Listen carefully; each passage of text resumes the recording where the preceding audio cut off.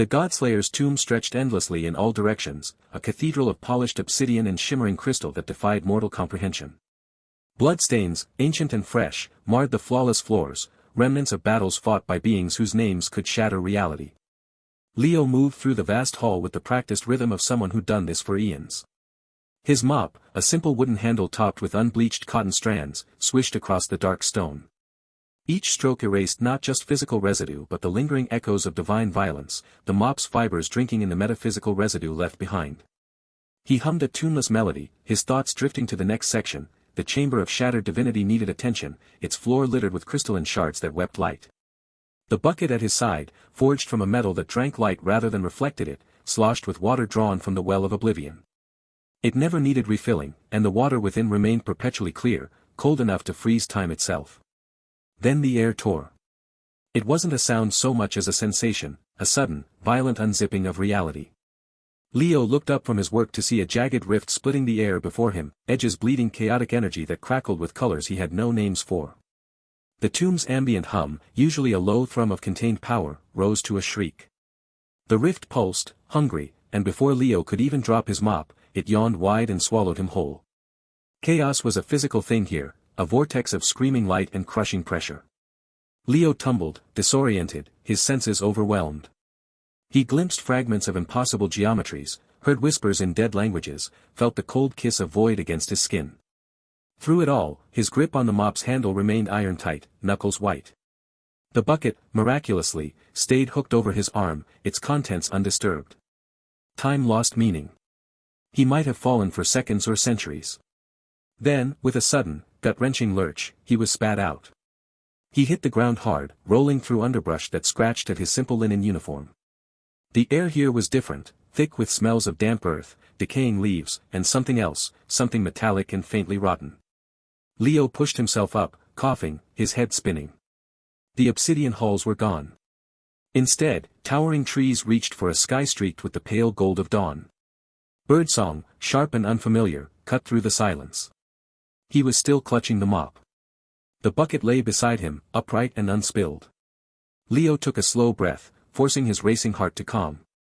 His uniform, plain gray with a small embroidered symbol of a broom crossed with a key, the sigil of the tomb's custodial corps, was torn in places but intact.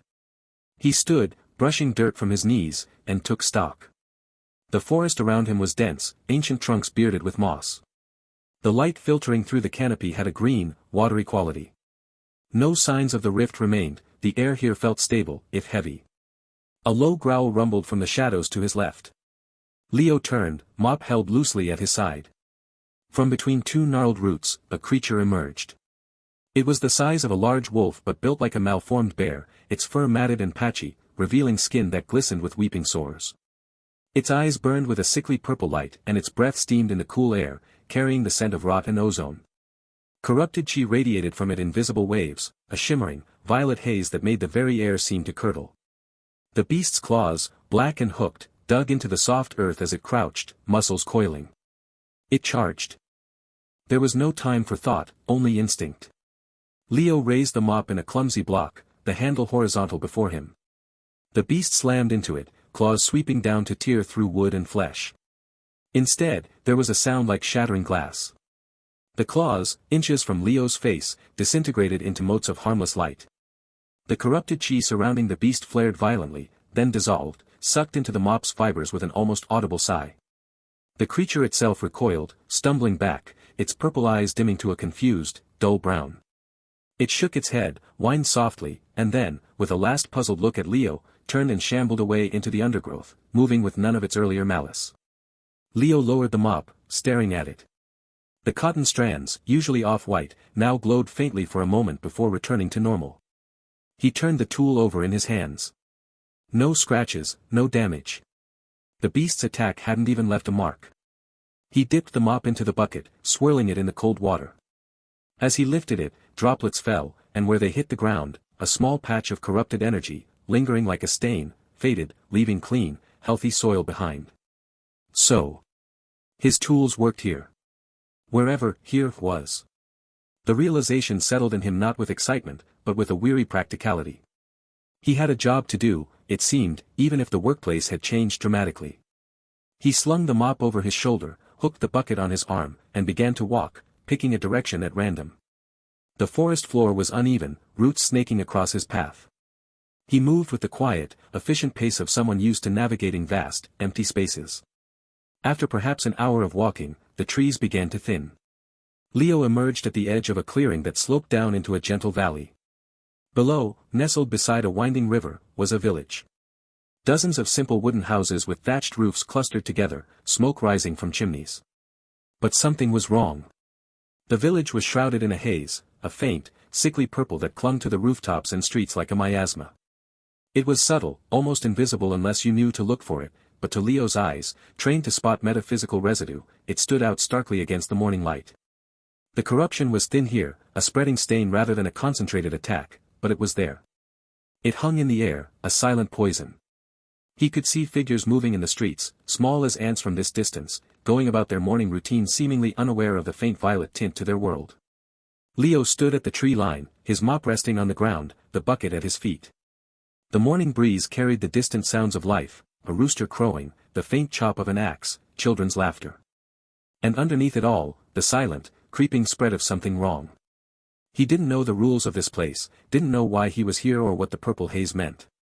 But he knew contamination when he saw it. And he had the tools to clean it up. He took a deep breath, the air tasting of pine and distant wood smoke, and beneath it, the faint, acrid tang of corrupted chi. Then he started down the slope toward the village, the mop's handle a familiar weight in his hand. The village of Stone Creek huddled against the landscape like a wounded animal, its thatched roofs sagging under an invisible weight. Leo approached along the dusty path, his mop slung over one shoulder, bucket swinging gently from his other hand. The air here tasted different than the forest, thicker, with a metallic tang that clung to the back of the throat. A faint purple haze hung just above the rooftops, shimmering like heat distortion on a summer day, but this haze carried no warmth. Only a creeping chill that seeped into the bones. Children played in the dirt streets, but their laughter sounded thin and strained. One boy of about 7 coughed violently into his sleeve, his small frame shuddering with the effort. When he pulled his hand away, Leo saw flecks of something dark and oily staining the fabric. The boy's mother hurried over, her face drawn with worry, and led him inside a hut whose doorframe showed cracks radiating from the corners as if something had been pushing outward from within. Fields stretched behind the village, rows of what should have been wheat or barley now standing as brittle stalks.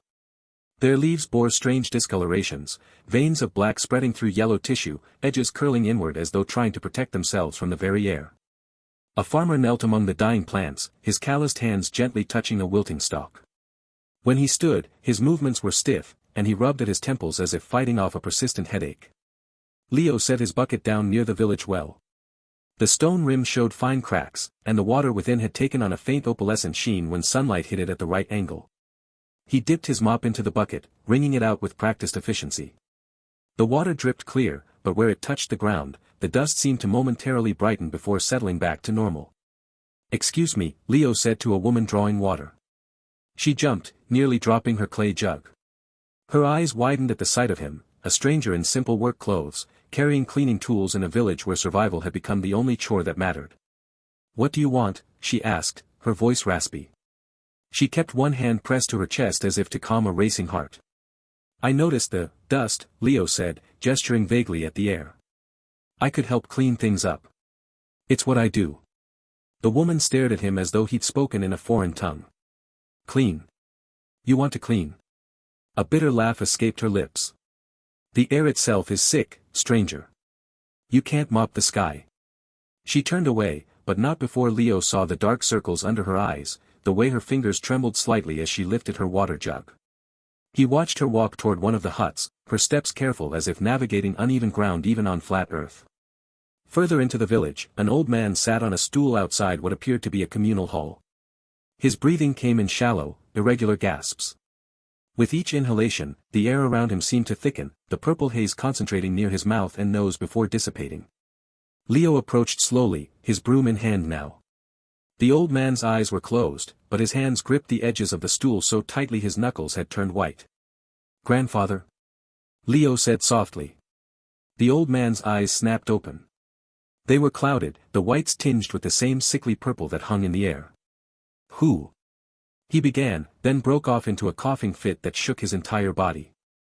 With each cough, Tiny motes of dark energy sprayed from his lips, dissipating into the air like ink dropped in water. "I'm just passing through," Leo said. "Thought I'd sweep up a bit." He began sweeping near the old man's feet, the broom's bristles making soft swishing sounds against the packed earth. At first, nothing happened. Then, as the broom passed closest to the old man, the purple haze around him seemed to recoil. It didn't vanish, not exactly, but it thinned, pulling back from the immediate vicinity as if repelled by an unseen force. The old man's breathing eased slightly. His grip on the stool loosened. He looked at Leo with clearer eyes now, the cloudiness receding like fog before morning sun. What are you doing?" "Just cleaning," Leo said, continuing his sweeping motions. With each pass of the broom, more of the concentrated haze dispersed. It didn't vanish into nothingness, rather, it seemed to break apart into smaller and smaller particles until they were too fine to see. The air around the old man grew noticeably cleaner, though Leo could feel a subtle drain on the ambient energy of the area, as if the purification process was drawing from everything nearby to fuel itself. A crowd had begun to gather. Villagers emerged from huts and fields, drawn by the unusual sight of a stranger sweeping near their elder. They whispered among themselves, pointing at the clearing air, at the way the old man's color was returning to his cheeks. Then the elder's body went rigid. A tremor started in his hands, a fine vibration that quickly spread up his arms and through his torso. The stool beneath him began to rattle against the ground. His eyes rolled back, showing only whites, and his mouth opened in a silent scream. From his body erupted waves of concentrated corruption, visible tendrils of purple-black energy that lashed out in all directions, striking the ground and leaving smoking marks in the earth. "Chi deviation," someone shouted. "The elder's chi has turned." People scrambled backward, mothers pulling children away, men reaching for farming tools as if they could fight energy with wood and iron. The corrupted energy continued to pour from the elder, coalescing into a swirling vortex around him.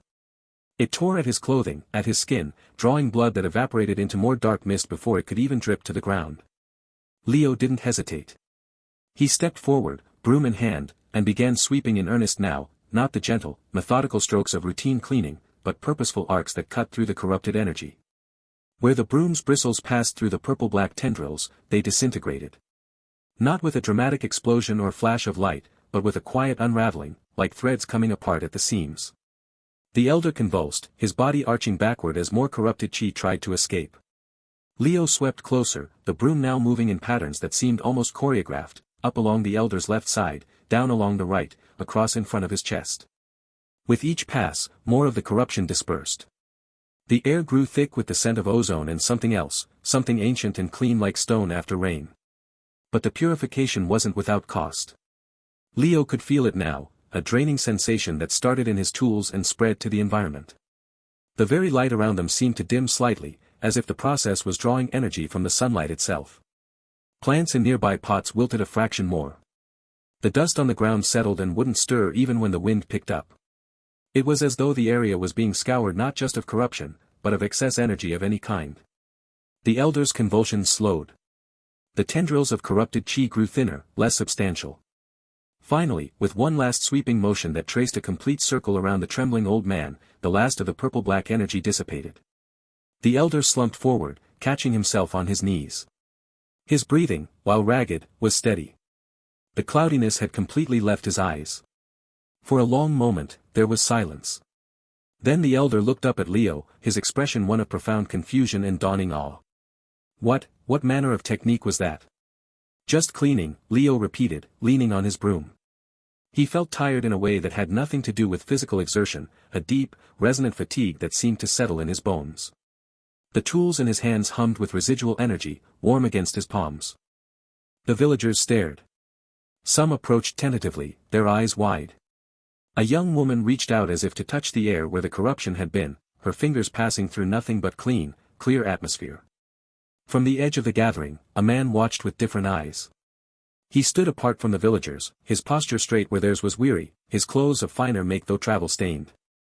A sword hung at his hip in a plain but well-made scabbard. His gaze fixed on Leo, then dropped to the broom in his hands, then to the bucket still sitting by the well. There was suspicion in that look, yes, but something else too, a calculating sharpness, the look of a hunter who has stumbled upon unexpected prey. The martial artist's hand drifted to a pouch at his belt. His fingers slipped inside, touching something flat and smooth, a communication talisman, its surface etched with characters that glowed faintly even through the leather. His lips moved silently, forming words too quiet to hear from where Leo stood. The talisman warmed in his hand, transmitting his message across distances only cultivators could comprehend. He didn't approach. Didn't announce himself. He simply watched as the villagers began to crowd around Leo, their voices rising in a mixture of gratitude and desperate hope. The martial artist's eyes never left the broom, and in their depths, Leo would have seen not just suspicion, but the unmistakable glint of greed. As the sun began its descent toward the horizon, casting long shadows through Stone Creek Village, the martial artist melted back into the gathering dusk. But his presence lingered like a scent on the wind, a promise of complications to come, of a world that would not let a simple cleaner remain simple for long. The sun hung low over Stone Creek Village, casting long shadows across the dirt paths where villagers huddled in small groups, their whispers a low hum against the backdrop of a fading day. Leo stood near the elder's hut, his divine broom resting against his shoulder as he surveyed the aftermath of the morning's purification. The air, once thick with a sickly purple haze, now felt lighter, though a faint, lingering chill suggested the demonic chi had not fully retreated. He could sense the residual energy, like a stain on the world that his tools had scrubbed but not erased entirely. Villagers eyed him with a mix of awe and suspicion. An old woman with weathered hands approached cautiously, offering a bowl of simple rice gruel. "For your help, stranger," she murmured, her eyes darting to the broom. Leo accepted with a nod, his expression deadpan as ever. He had spent centuries cleaning godly dungeons where cosmic dust settled like stars, a bowl of gruel was a minor curiosity. As he ate, he felt the subtle drain of fatigue from using his tools, a familiar weariness that reminded him of long shifts polishing celestial floors. It was a passive cost, one that left his own foundational chi untouched but weighed on his limbs like a gentle burden. From the edge of the village, a figure emerged from the shadows of a gnarled oak tree. It was the traveling martial artist who had observed the earlier events, his robes of muted green marking him as part of an orthodox clan. He moved with a fluid grace, each step silent on the packed earth, his eyes fixed on Leo with an intensity that bordered on hunger. The artist's name, Leo did not know, but he recognized the look, a blend of greed and suspicion that he had seen in lesser gods coveting relics they could not comprehend. "You," the martial artist called out, his voice cutting through the village murmurs. He stopped a few paces away, hand resting on the hilt of a sheathed sword. "What manner of technique did you use on the elder? Speak truthfully, or face the consequences." Leo set the empty bowl aside, wiping his hands on his simple janitorial uniform, a plain tunic and trousers that seemed absurdly out of place in this world of flowing robes. "I cleaned," he replied, his tone flat and matter-of-fact. "The chi was impure, so I swept it away. It's just what I do." The artist's lips twisted into a sneer. "Do not mock me with such simplicity. I saw the energy disperse like mist before dawn. That was no ordinary cleaning, it was a relic's power. Hand over your tools, and I may let you leave with your life." Leo sighed inwardly. In the Godslayer's tomb, threats were rare, most beings understood the futility of challenging a janitor with indestructible relics. Here, ignorance bred aggression. He hefted his divine bucket, its surface gleaming dully in the fading light. "They're not forgiving.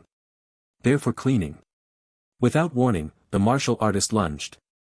His palm shot forward, infused with a swirl of impure chi that crackled with dark energy, a technique designed to corrupt and paralyze.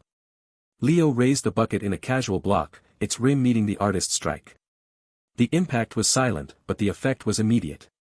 The corrupted chi dissolved upon contact, vanishing into nothingness as if it had never existed.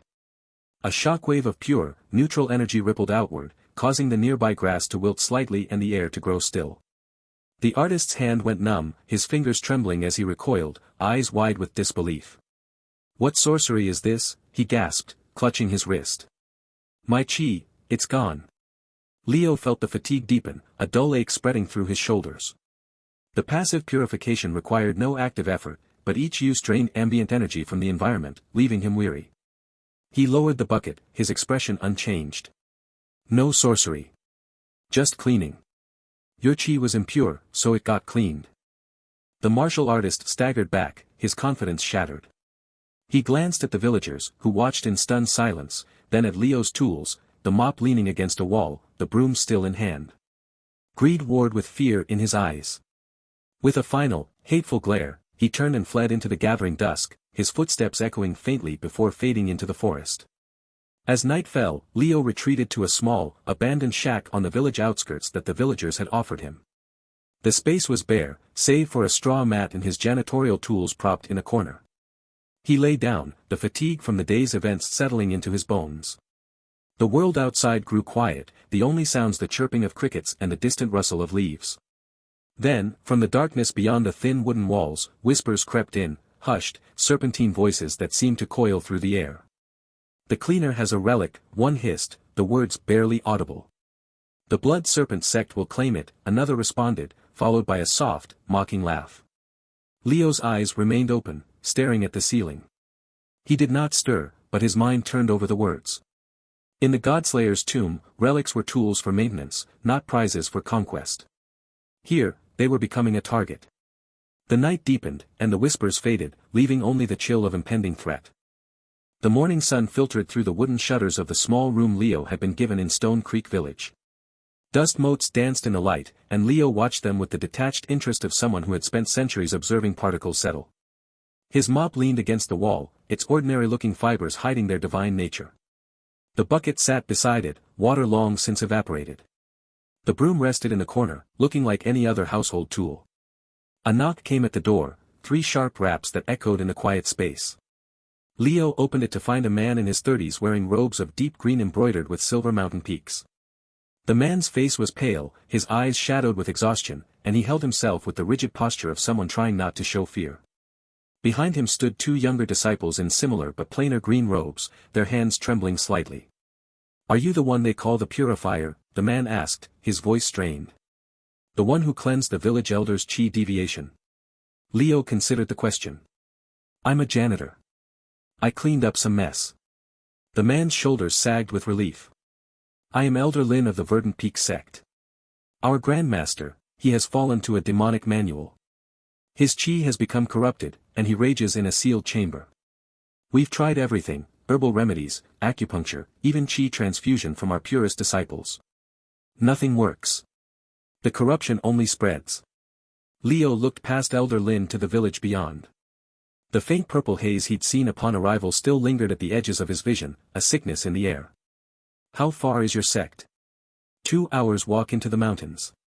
"We have horses if." "I'll walk," Leo said. He picked up his mop and bucket. The broom he left leaning against the wall, no need to bring everything. "Do you have food?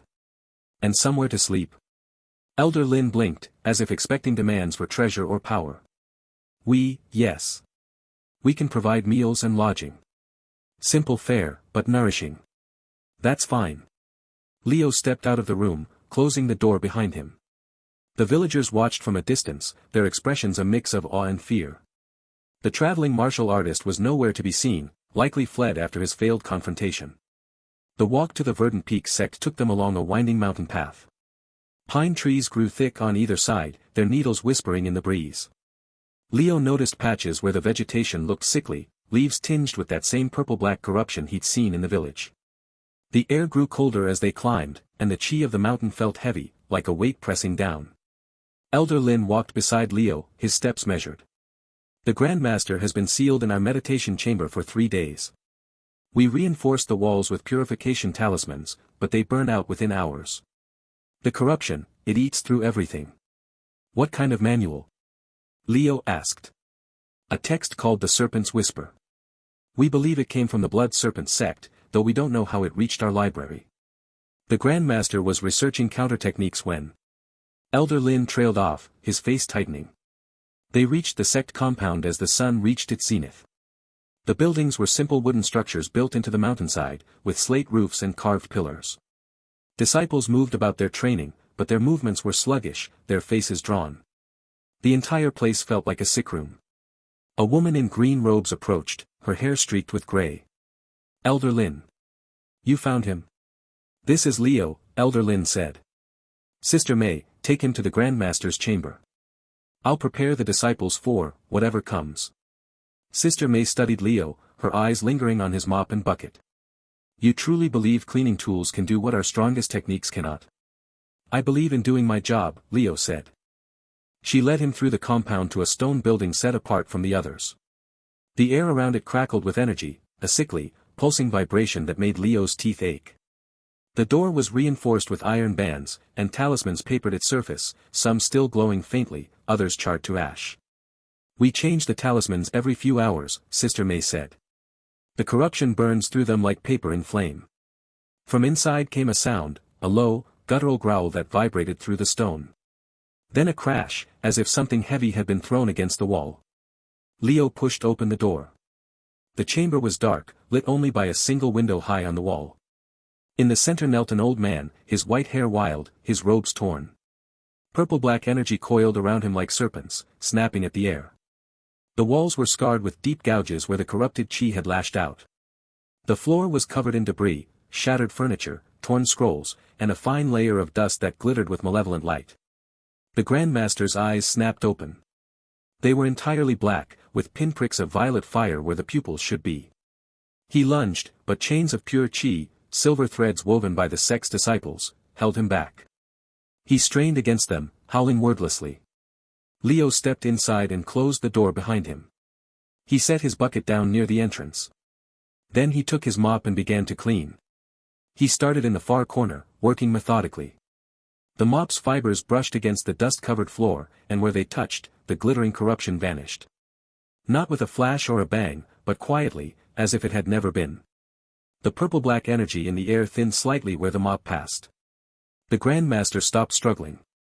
His head tilted, those black eyes following Leo's movements. Leo worked in silence. He swept the mop back and forth, gathering debris into a pile. Each stroke purified a little more of the impure chi. The chains holding the Grand Master began to glow brighter, the silver thread strengthening as the corruption around them weakened. An hour passed. Then 2. Leo's arms began to ache, not from physical exertion, but from the mental focus required. His tools demanded nothing from him actively, but maintaining their passive purification field in such a concentrated miasma was like holding a heavy weight for hours. Sweat beaded on his forehead, but he didn't stop. The Grand Master's breathing slowed. The purple-black serpents of energy shrank, retreating toward his body. His eyes lost some of their darkness, showing slivers of white around the edges. By the 3rd hour, Leo had cleared most of the floor. The dust was gone, the debris piled neatly by the door. The air in the chamber felt lighter, cleaner. The Grand Master knelt quietly now, his head bowed. The chains still held him, but they no longer strained. Leo moved closer. He mopped the floor directly in front of the old man. With each pass, more of the corruption peeled away from the Grand Master's body, dissolving into nothingness. The black faded from his eyes, revealing weary brown irises. The violet fire guttered and went out. The Grand Master took a shuddering breath. "Who?" "Just cleaning up," Leo said. He leaned on his mop, feeling the fatigue settle into his bones. The mental toll was significant, he'd need rest after this. The door opened cautiously. Elder Lin and Sister May peered inside, their faces pale with fear that turned to astonishment. "The corruption," Sister May whispered. "It's gone." The Grand Master looked at his hands, then at the clean floor around him. The whispers, "They've stopped." Leo nodded. "The manual's influence has been purified. But the damage to your chi channels will take time to heal." Elder Lin rushed forward, helping the Grand Master to his feet. The old man swayed, but stood. "Thank you," he said, his voice raspy. "I remember, fragments. The serpent's whisper promised power, but it was a trap. It fed on my chi, twisted it." He broke off, coughing. Then his eyes widened. He grabbed Leo's arm, his grip surprisingly strong. "You must leave. Now." Leo looked at him. "The Blood Serpent sect knows you're here," the Grand Master said, his voice urgent. "They've been watching. When I was connected to their corruption, I felt their intentions. They're coming with a chi plague. Not to attack the sect, to test you. To see if your purification can handle something on that scale." Outside, a bell began to ring, a frantic, clanging alarm. Elder Lin rushed to the window. Smoke on the eastern ridge. Purple smoke. The Grand Master's face went ashen. "It's already begun." The purple smoke on the eastern ridge didn't linger like ordinary mist. It moved with purpose, a living thing that slithered down the mountainside in thick, choking tendrils. From the courtyard of the Verdant Peaks sect's compound, Leo watched its approach with the weary eyes of someone who'd seen far worse stains in the Godslayer's tomb. The air grew heavy, tasting of spoiled fruit and rusted metal. Around him, martial artists of the Verdant Peak sect coughed into their sleeves, their faces paling as the corrupted chi seeped into their meridians. Elder Lin stood beside Leo, his knuckles white where they gripped his sword hilt. "The blood serpent sect's miasma technique," he said, voice tight. "It weakens cultivators by poisoning their chi channels. Ordinary techniques can't disperse it, it clings like tar." Sister May, her face a mask of grim determination, was already directing junior disciples to evacuate deeper into the compound. "Seal the windows. Use purification talismans on the doorways." Her commands were sharp, but Leo noticed the slight tremor in her hands. She'd seen this before, he realized. The memory of it lived in the tightness around her eyes. Leo hefted his mop. The wooden handle felt familiar in his calloused palms, worn smooth by centuries of use in a place where gods had died. He'd cleaned up divine blood spills that could unravel reality itself. This purple smoke was just another mess. "Stay behind me," he said, his voice flat. It wasn't a heroic declaration, just practical advice. When you're mopping, you don't want people tracking through the wet spots. He stepped forward, leaving the relative safety of the compound's stone archway. The ground beneath his feet changed immediately. Where the purple tendrils touched, grass withered to black ash. Flowers curled inward, their vibrant colors leaching away to sickly gray. A maple tree at the courtyard's edge shuddered as the smoke wrapped around its trunk, bark cracking like old parchment. 3 figures emerged from the smoke. They wore dark robes embroidered with coiling serpent patterns, their faces hidden behind featureless wooden masks. The lead scout carried no visible weapon, just a ceramic jar clutched in both hands. From its open mouth, more purple smoke poured forth, thickening the already dense cloud. "The relic bearer," the lead scout said, voice distorted through the mask. "The sect master wants your tools. Surrender them, and we'll make your death quick." Leo didn't answer. He was studying the smoke's movement patterns. It flowed like water, seeking cracks and openings. It pooled in low spots, gathered around living things. Standard contamination behavior. In the Godslayer's tomb, he'd dealt with spectral residues that behaved similarly, clinging to surfaces, resisting dispersal. He dipped his mop into the bucket he'd brought. The water was ordinary well water, drawn that morning. It wouldn't matter. The purification came from the mop itself, from whatever divine essence had been baked into its fibers when it was forged to clean up after cosmic battles. The first swipe was tentative. Leo brought the mop down in a gentle arc, the damp strands passing through a particularly thick concentration of purple smoke near his feet. The effect was immediate and silent. Where the mop touched, the purple color vanished.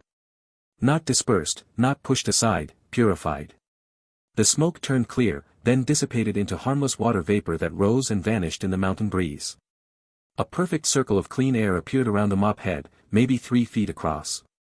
Within that circle, the blackened grass remained dead, the mop couldn't reverse physical damage already done, but no new corruption spread.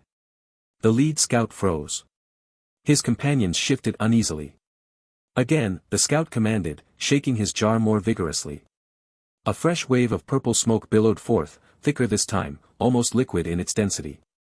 It rolled toward Leo like a tidal wave of poison. Leo began mopping in earnest. He fell into the rhythm he'd used for centuries, long, even strokes, overlapping each pass slightly to ensure complete coverage. Left to right, right to left. The mop head swished through the air, and wherever it went, the purple smoke cleared. It was like watching someone erase a stain from reality itself. But there was a cost. Leo felt it in his bones, a deep, draining fatigue that started in his shoulders and spread downward. His tools required no active chi expenditure from him, but maintaining focus while they worked, directing their passive purification, took mental energy. It was the difference between holding a light and being the light. One required effort, the other simply was. He was the former. Still, he kept mopping. The smoke thickened, and he worked faster. His movements became a blur of practiced efficiency. He wasn't fighting, he was cleaning. When a tendril of smoke tried to curl around his leg, he stepped back and mopped the spot where it had been. When the scouts tried to flank him, he simply adjusted his angle, keeping his mop between himself and the densest concentrations. Something else happened as he worked. A subtle warmth bloomed in his dantian, the energy center just below his navel. It wasn't dramatic, just a gentle heat, like sunlight on stone. His own foundational chi, the basic life energy every being possessed, was being refined. The constant exposure to purification, to the cleansing of impure chi, was polishing his own energy like river stones smoothing each other. He didn't become stronger in the martial arts sense. He just felt clearer. More solid. As if the dust of the Murim world's corrupted energy was being wiped from his spiritual core. The lead scout snarled behind his mask. Enough games. He dropped the jar, which shattered on the stones. From the fragments rose not smoke but something worse, a concentrated beam of purple-black energy that shot toward Leo's chest. A chi attack, pure and malicious, designed to burrow into a cultivator's meridians and explode from within. Leo didn't dodge. He brought his mop up in a casual blocking motion, holding it vertically like a staff. The beam struck the mop head. And vanished. No explosion. No residual energy. Not even a sound. The malicious chi simply ceased to exist the moment it touched the divine fibers. The mop didn't glow, didn't vibrate with power. It just absorbed the attack like a sponge absorbing water, then dripped a few clear droplets onto the ground below. The scout stared. His companions took a step back. Impossible, the lead scout whispered. That technique took 20 years to master. Leo looked at his mop, then at the scouts. Your energy is dirty, he said, as if explaining why a floor needed scrubbing. It leaves stains. He took a step forward. The scouts retreated. He took another step, mopping as he went, clearing a path through the smoke. With each swipe, more of the purple miasma vanished. The compound's courtyard began to reappear, the stone path, the training dummies, the withered but now cleaned garden. The scouts' confidence shattered. They were martial artists whose entire cultivation relied on impure chi, on techniques that harnessed corruption, pain, and malice. Against something that purified all impurity on contact, they had no weapons. Their punches would lose power before landing. Their energy blasts would dissipate. Their curses would unravel. The lead scout made a sharp gesture. The three of them turned and fled, melting back into what remained of the purple smoke on the mountainside. They didn't look back. Leo kept mopping until the last tendril of smoke was gone. Then he leaned on his mop, breathing heavily. Sweat soaked through his simple janitor's robes. His arms trembled with fatigue. The warmth in his dantian was still there, a small comfort against the exhaustion. Behind him, the Verdant Peak sects martial artists emerged slowly from the compound. They stared at the clean courtyard, at the clear air, at the ordinary-looking man with a mop. Elder Lin approached first. He looked at the spot where the lead scout's chi attack had vanished, then at Leo's mop, then at Leo's face. Something in the old man's expression shifted, the last remnants of doubt dissolving like the smoke had. He bowed. Not a nod, not a slight incline. A deep, formal bow from the waist, hands pressed together in the traditional martial salute. His forehead nearly touched his knees. Sister May followed suit, her bow just as deep. Then the junior disciples. Soon, every member of the Verdant Peak sect present in the courtyard was bowing to the weary janitor leaning on his mop. When Elder Lin straightened, his eyes were grave. Master Cleaner, he said, the title unfamiliar but earnest on his tongue. What you just did, no orthodox sect in this region could have accomplished it. That miasma would have taken days to disperse naturally, and in that time, it would have poisoned our land, our water, our people. He gestured toward the eastern ridge, where the last remnants of the scouts' retreat were vanishing into the distance. But this was just a test. A scout party. The Blood Serpent sect now knows your abilities firsthand. They will not make the same mistake twice. Sister May stepped forward, her face pale but determined. Our scouts report that the main demonic force is marching from their stronghold in the Crimson Valley. Hundreds of cultivators, all trained in corrupted techniques.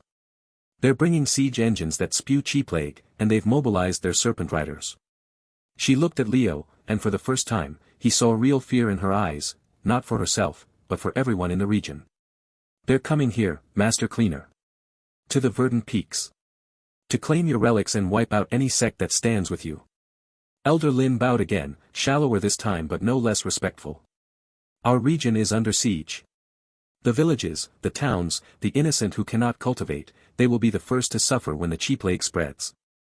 We can try to defend them, but against such corruption. He trailed off, the unspoken truth hanging in the clean mountain air. He met Leo's eyes. Will you help? The question wasn't dramatic. It was simple, direct, heavy with the weight of thousands of lives. In the silence that followed, Leo could hear the wind in the pines, the distant call of a hawk, the faint trickle of the compound's fountain now running clear again. He looked at his mop. The fibers were slightly damp, already drying in the sun. He looked at his bucket, still half full of ordinary water. He looked at the broom leaning against the compound wall where he'd left it earlier. Tools for cleaning. That's all they were. But in a world drowning in corruption, sometimes cleaning was the most revolutionary act of all. The morning sun cast a pale light over the Verdant Peak sect compound, where the air still carried the faint, acrid scent of purified corruption. Leo stood in the courtyard, his divine mop slung over one shoulder and his bucket hanging from a simple rope belt. Elder Lin and Sister May approached, their faces etched with urgency. Master Leo, Elder Lin began, his voice low and respectful, the main force of the Blood Serpent sect marches from the east. They bring siege engines that spew chi plagues, capable of poisoning entire valleys. We must seek aid in Azure Dragon City, it's the nearest stronghold with resources to mount a defense. Leo nodded, his expression as deadpan as ever. Lead the way. I'll clean up any messes along the path. They set out shortly after, a small group comprising Leo, Elder Lin, Sister May, and 2 junior sect disciples named Feng and Lan. The journey took them through rolling hills that should have been lush with greenery but were instead scarred by patches of withered earth and twisted trees. Here and there, Leo spotted faint tendrils of purple-black chi lingering in the air, remnants of demonic corruption. Without a word, he would pause, dip his mop into his bucket, which always held a small amount of water that never seemed to run out, and sweep it across the affected area. The impure chi dissolved on contact, leaving behind a faint, clean scent like rain-washed stone. The disciples watched in awe, whispering among themselves about the divine janitor, but Leo paid them no mind, focusing on the rhythmic motion of his work. Each purification required no active effort from him, yet he felt a subtle drain, a mental fatigue that built with every swipe, as if the tools were siphoning a bit of his focus to fuel their passive effects. As they traveled, the landscape grew more desolate. They passed through a small village called Whispering Pines, where the villagers huddled in their homes, eyes wide with fear. A patch of corrupted chi had seeped into the soil, causing crops to blacken and die. Leo spent an hour methodically mopping the fields, his movements slow and deliberate. The villagers emerged cautiously, their skepticism melting into gratitude as the earth began to regain its natural hue. One elderly woman, her hands trembling, offered Leo a bowl of simple rice porridge. "You've saved our harvest," she murmured. Leo accepted it with a nod, eating in silence while the sect members explained the broader threat. The woman's name was Granny One, a minor character introduced here. She was a neutral villager, frail but sharp-eyed, who had lived in Whispering Pines for decades. After the cleansing, Leo noticed his foundational chi felt slightly more refined, a quiet clarity settling in his core, but the fatigue lingered, a heavy weight behind his eyes. By midday, they reached a larger town named Silver Stream, nestled along a river that should have been crystal clear but ran with a murky, sickly green hue. The townsfolk gathered at the central well, their faces drawn with panic.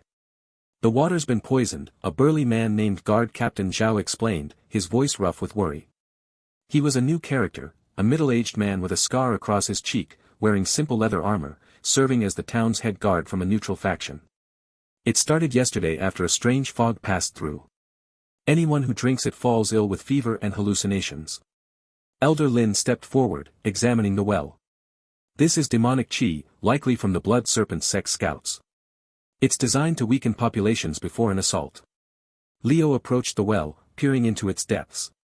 The water shimmered with a malevolent energy, tiny bubbles of corrupted chi rising to the surface.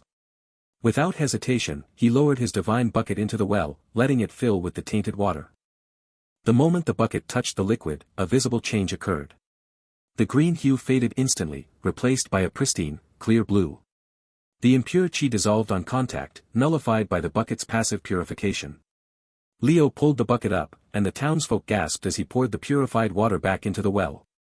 The effect spread rapidly, cleansing the entire water source in seconds. There was no flash of light or dramatic explosion, just a quiet, thorough purification that left the air feeling lighter. Guard Captain Zhao knelt, his voice trembling. "You've saved our town from starvation and sickness." Leo shrugged, wiping his brow. "It's just cleaning." But he felt the drain intensify, the local chi field, previously thick with corruption, now felt subtly depleted, as if the purification had required energy from the environment itself. The townsfolk offered supplies for the journey, and Leo accepted a small pouch of dried fruits, tucking it into his robes. As they left Silver Stream, the group pressed on toward Azure Dragon City. The road became busier, with travelers and merchants heading to the city for the upcoming Moon Festival. Leo observed the varied faces, some hopeful, others wary, and the landscape gradually shifted from scarred wilderness to cultivated fields, though even here, patches of corruption lingered like bruises on the earth. He continued his work in silence, mopping away small clusters of impure chi whenever they paused to rest. Sister May walked beside him, her expression thoughtful. "Your tools, they seem to draw something from the world when they purify," she mused. Leo glanced at her. "They just clean. But it takes effort to keep focused." She nodded, understanding the unspoken fatigue. By late afternoon, the towering walls of Azure Dragon City came into view, their stone surfaces gleaming in the fading light. The city was a bustling hub, with flags fluttering and the distant sounds of commerce filling the air. At the main gates, a crowd had gathered around a large wooden board plastered with official notices. Leo and the sect members pushed through to see. A poster, stamped with the city's seal, warned in bold characters, "Beware, demonic attack expected during the Moon Festival. Chi-based toxins may be deployed in public areas. Reward offered to any martial artist or alchemist who can neutralize such threats." Below, it detailed a purse of silver and a commendation from the city lord. Elder Lin's face tightened. "They know the Blood Serpent sect is targeting the festival. This confirms our fears." Leo stared at the poster, his deadpan expression unchanged, but a flicker of realization passed through his mind. His tools could handle this, but the scale might be greater than anything he'd faced before. The gate guards, noticing the sect's robes, waved them through, and as they entered the city, the noise of the festival preparations swelled around them, vendors hawking sweets, children laughing, and the faint, underlying tension of impending danger. Leo adjusted his grip on his mop, the weight of his bucket a familiar comfort, and wondered what messes awaited in the crowded streets. Azure Dragon City shimmered under the full moon, lanterns of crimson and gold casting rippling reflections on the canals that crisscrossed the city like veins of light. The air hummed with the scent of roasted chestnuts, sweet osmanthus wine, and the faint, ever-present undercurrent of chi, a blend of martial artists' disciplined energies and the city's own vibrant pulse. Leo stood at the edge of the central square, his divine mop leaning against a stone pillar, the bucket at his feet filled with clear water from the purified well of Silver Stream. He felt the fatigue from the journey settle into his bones, a dull ache that whispered of the mental strain from purifying corrupted fields and poisoned waters. Beside him, Elder Lin and Sister May of the Verdant Peak sect watched the festivities with wary eyes, their orthodox robes blending uneasily with the colorful crowd of merchants, performers, and martial artists from various clans. Leo's thoughts drifted to the Godslayer's tomb, where cleaning had been a solitary, cosmic chore, no festivals, no poison clouds, just the silent dust of fallen deities. Here, the noise was overwhelming, children laughing as they chased paper dragons, musicians plucking zither with chi-infused melodies that made the lanterns sway, and vendors hawking talismans that promised protection from demonic influences. He adjusted the strap of his bucket, its indestructible surface cool to the touch, and noted how his foundational chi had refined subtly from the recent purifications, granting him a clarity that sharpened the edges of the world but did nothing to ease his weariness. The poster at the city gate's warning of a demonic attack during the Moon Festival hung in his mind like a shadow, a reminder that this celebration was a fragile veneer over the Murim world's brutality. As midnight approached, the city lord, a broad-shouldered man in embroidered silks, ascended a dais to give a speech about unity and prosperity. Leo barely listened, his attention caught by a flicker of movement on a rooftop to the east, a silhouette too still, too dark against the moonlit tiles. He felt a prickle of unease, the same instinct that had warned him of corrupted chi in whispering pines. Before he could point it out, the air shifted. A sweet, cloying scent wafted from the eastern canals, not of flowers but of decay, and the crowd's joyous chatter faltered. Elder Lin stiffened, his hand going to the hilt of his sword. "Leo," he whispered, "that smell, it's the Blood Serpent sect's signature poison. They're here." Panic erupted in a wave. From the rooftops, figures in dark robes with serpentine emblems appeared, their movements fluid and silent. One of them, a scout with eyes glowing violet, raised a hand, and a gourd at his hip shattered. A cloud of purple-black mist billowed forth, thick and oily, spreading like a living thing over the square. It moved with unnatural speed, swallowing lantern light and leaving darkness in its wake. Where it touched, people screamed, not in pain, but in terror as their chi faltered, their limbs growing heavy, their breaths turning to rasps. The mist was a chi plague, a concentrated form of corrupted energy designed to weaken martial artists and paralyze ordinary folk, turning the festival into a slaughterhouse. Leo's mind raced. The divine mop could purify the mist, but it would take time, too much time, with hundreds already succumbing. His bucket, though, had nullified the poisoned well in Silver Stream by passive contact. He remembered how it had subtly drained the local chi field, a reminder that his tools worked without active cost but drew from his own reserves. Gritting his teeth against the fatigue that threatened to overwhelm him, he hefted the bucket. It felt heavier than usual, as if sensing the scale of the impurity ahead. Without a word, he stepped forward, ignoring Sister May's cry of warning. The mist swirled toward him, tendrils reaching like claws, but they recoiled slightly from the bucket's presence, repelled by its inherent purification. He took a deep breath, focusing on the mundane task he knew best, cleaning. In the Godslayer's tomb, he had tossed water to wash away celestial grime. Here, he would do the same. With a grunt of effort, he hurled the bucket into the air above the densest part of the cloud. It spun, a simple arc of motion, but as it did, the divine relic activated. A faint, silvery light emanated from its surface, not bright but profound, like moonlight filtered through pure water. The bucket didn't glow, it simply was, an anchor of sanitation in a sea of corruption. As it spun, it created a purification zone, a sphere of clarity that expanded outward from its path. The purple-black mist hissed where it met the zone, dissolving into harmless vapor that smelled of rain-washed stone. The effect was passive, requiring no chant or technique from Leo, but he felt the drain immediately, a sharp, mental exhaustion that made his vision blur and his knees buckle. He swayed, panting, as the bucket completed its arc and clattered to the cobblestones, the water within now shimmering with residual purity. The aftermath unfolded in slow motion. The cloud, once a suffocating blanket, thinned and broke apart, patches of clear air revealing gasping faces and trembling forms. People coughed, their chi stabilizing, though many lay weakened from the exposure. The Blood Serpent sect scouts on the rooftines watched, their expressions shifting from triumph to shock.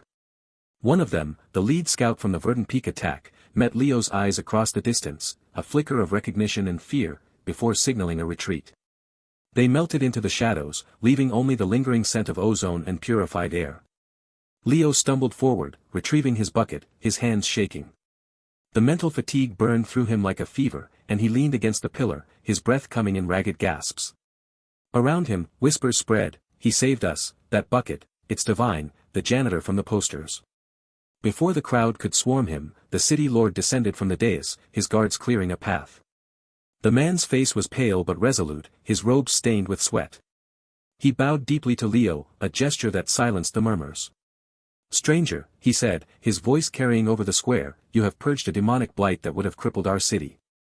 I am Lord Zhang, ruler of Azure Dragon City. In the name of all who dwell here, I offer you a formal alliance.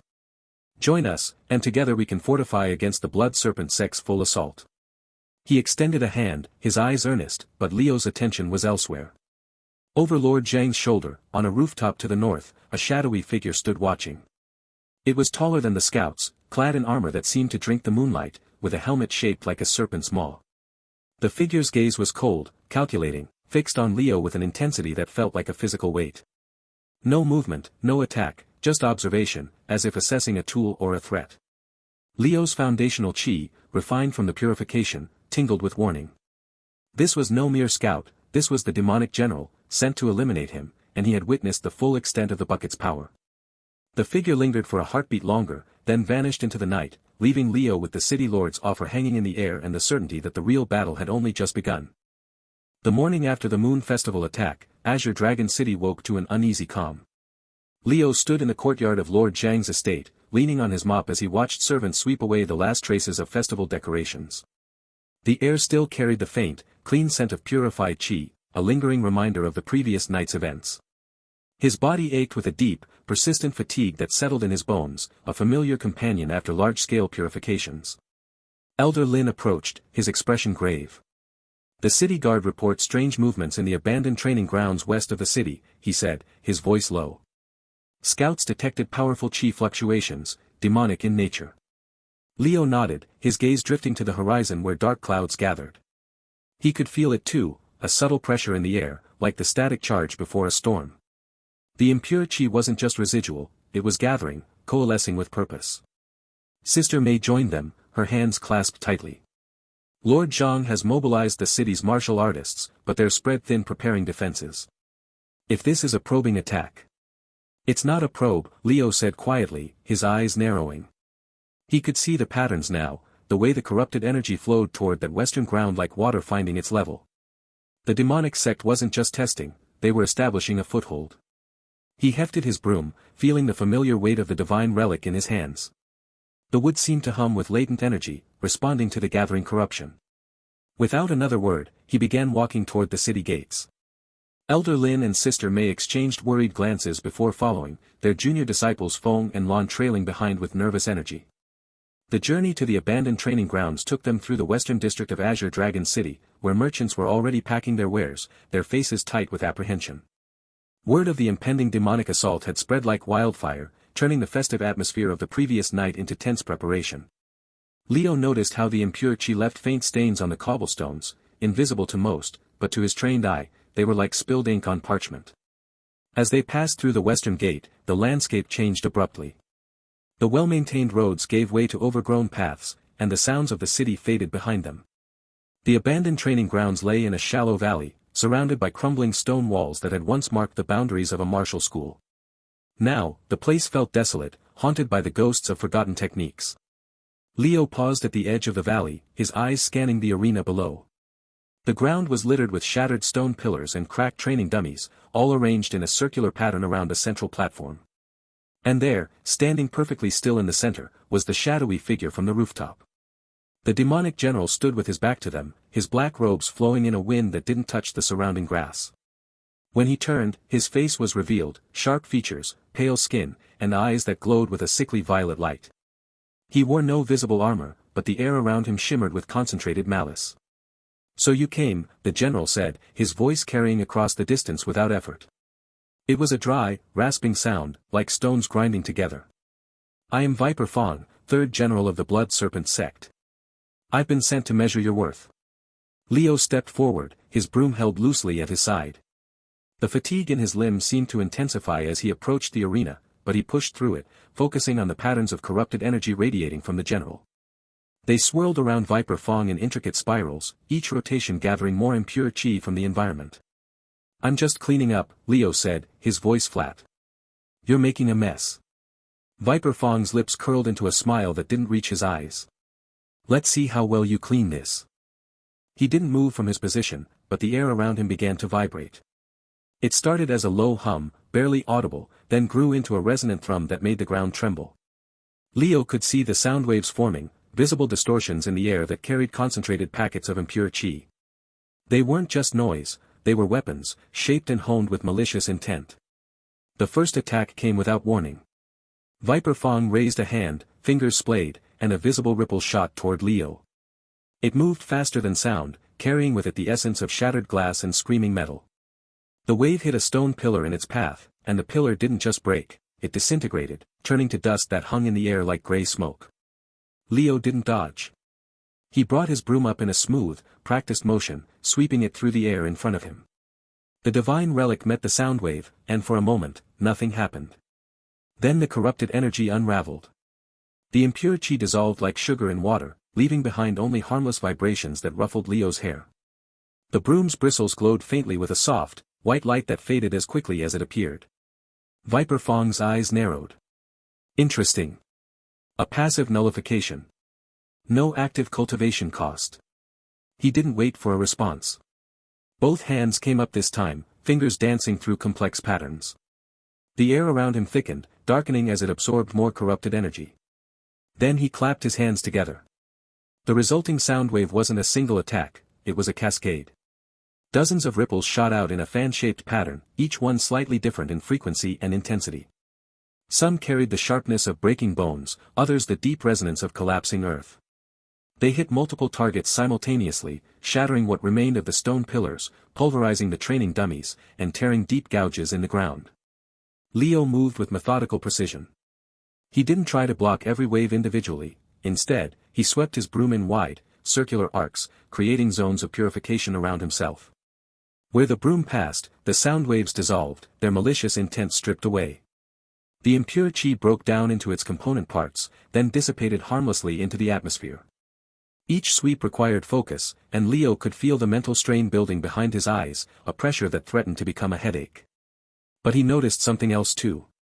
With each purification, his own foundational chi responded. It wasn't a dramatic change, just a subtle refinement, like sediment settling in clear water. The fatigue remained, but beneath it, there was a growing clarity, an understanding of how the corrupted energy worked, how it twisted natural patterns into something malignant. Viper Fong observed this with clinical interest. Your tools break down the techniques, but you pay a different price, he mused aloud. Mental exhaustion. Interesting limitation. He changed tactics. Instead of broad attacks, he focused his energy, condensing the sound waves into thin, piercing lines.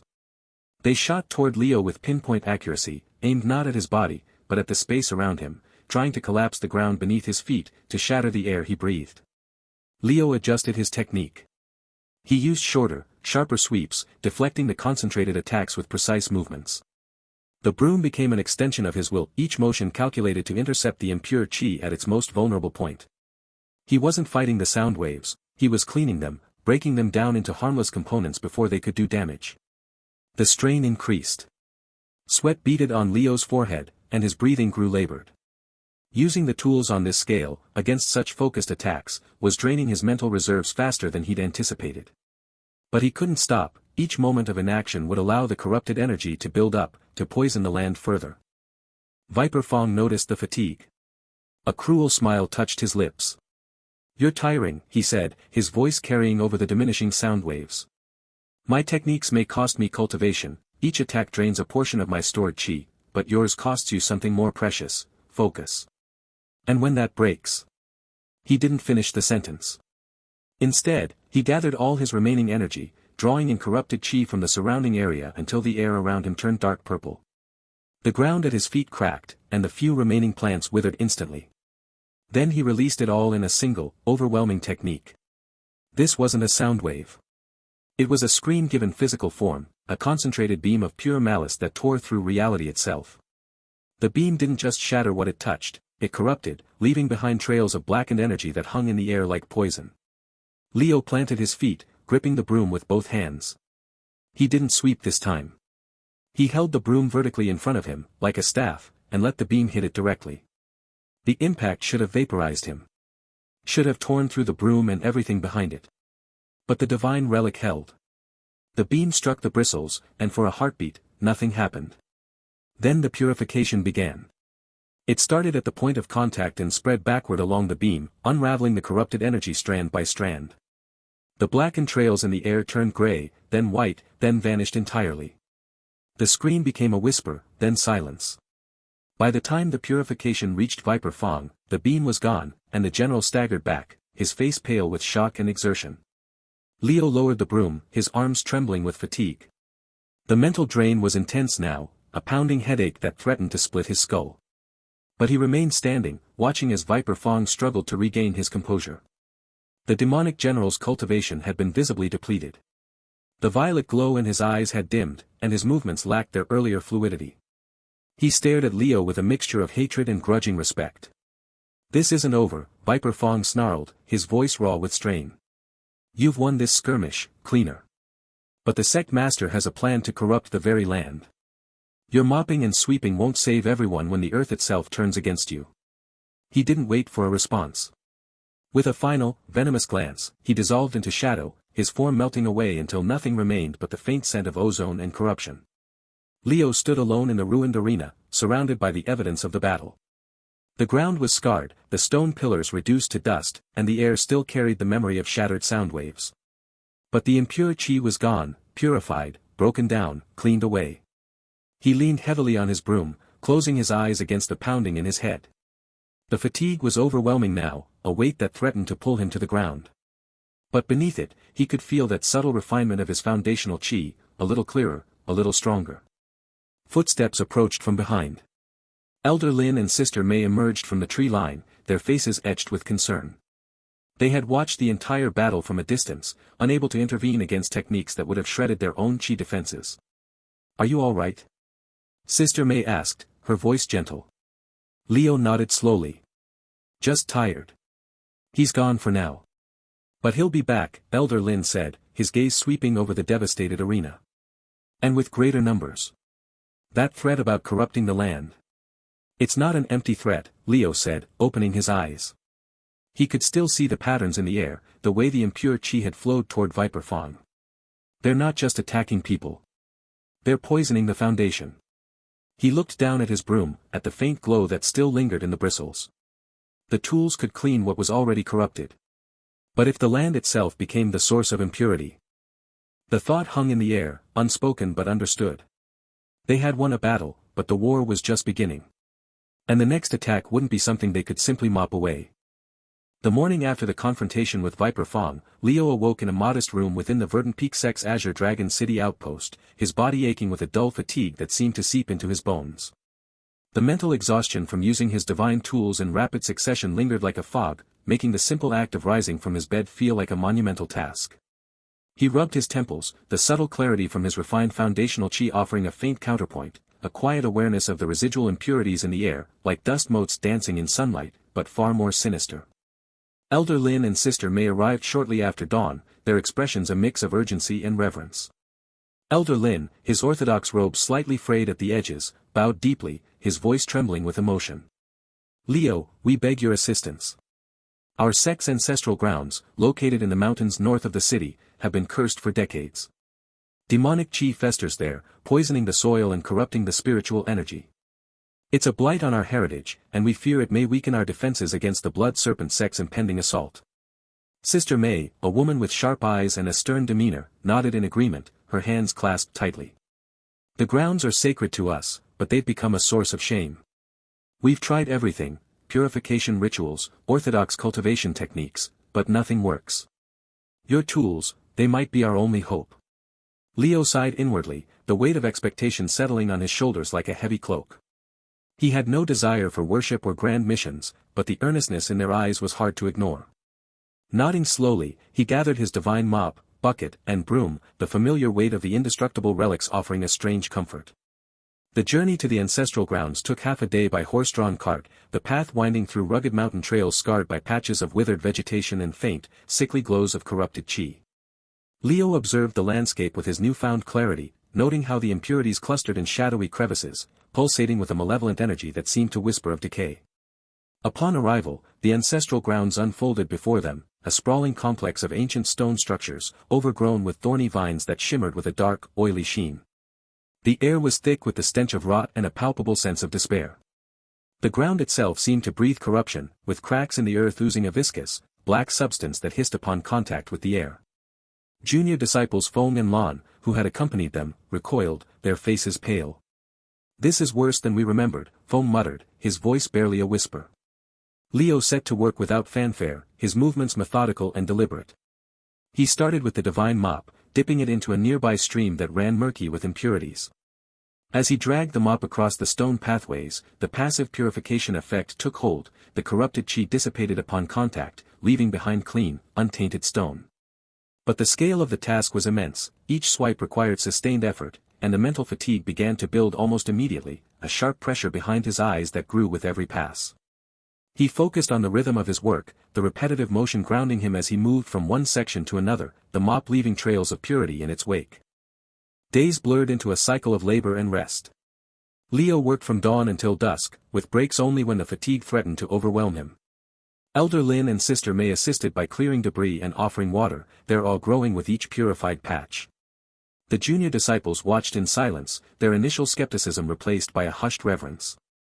As Leo swept with his divine broom, dispersing clouds of impure chi that hung like miasmas over crumbling altars, he noticed patterns in the corruption. It seemed to flow from specific focal points, ancient stone markers etched with faded symbols. His subtle clarity allowed him to trace these flows, understanding how the demonic chi had seeped into the very bedrock over decades.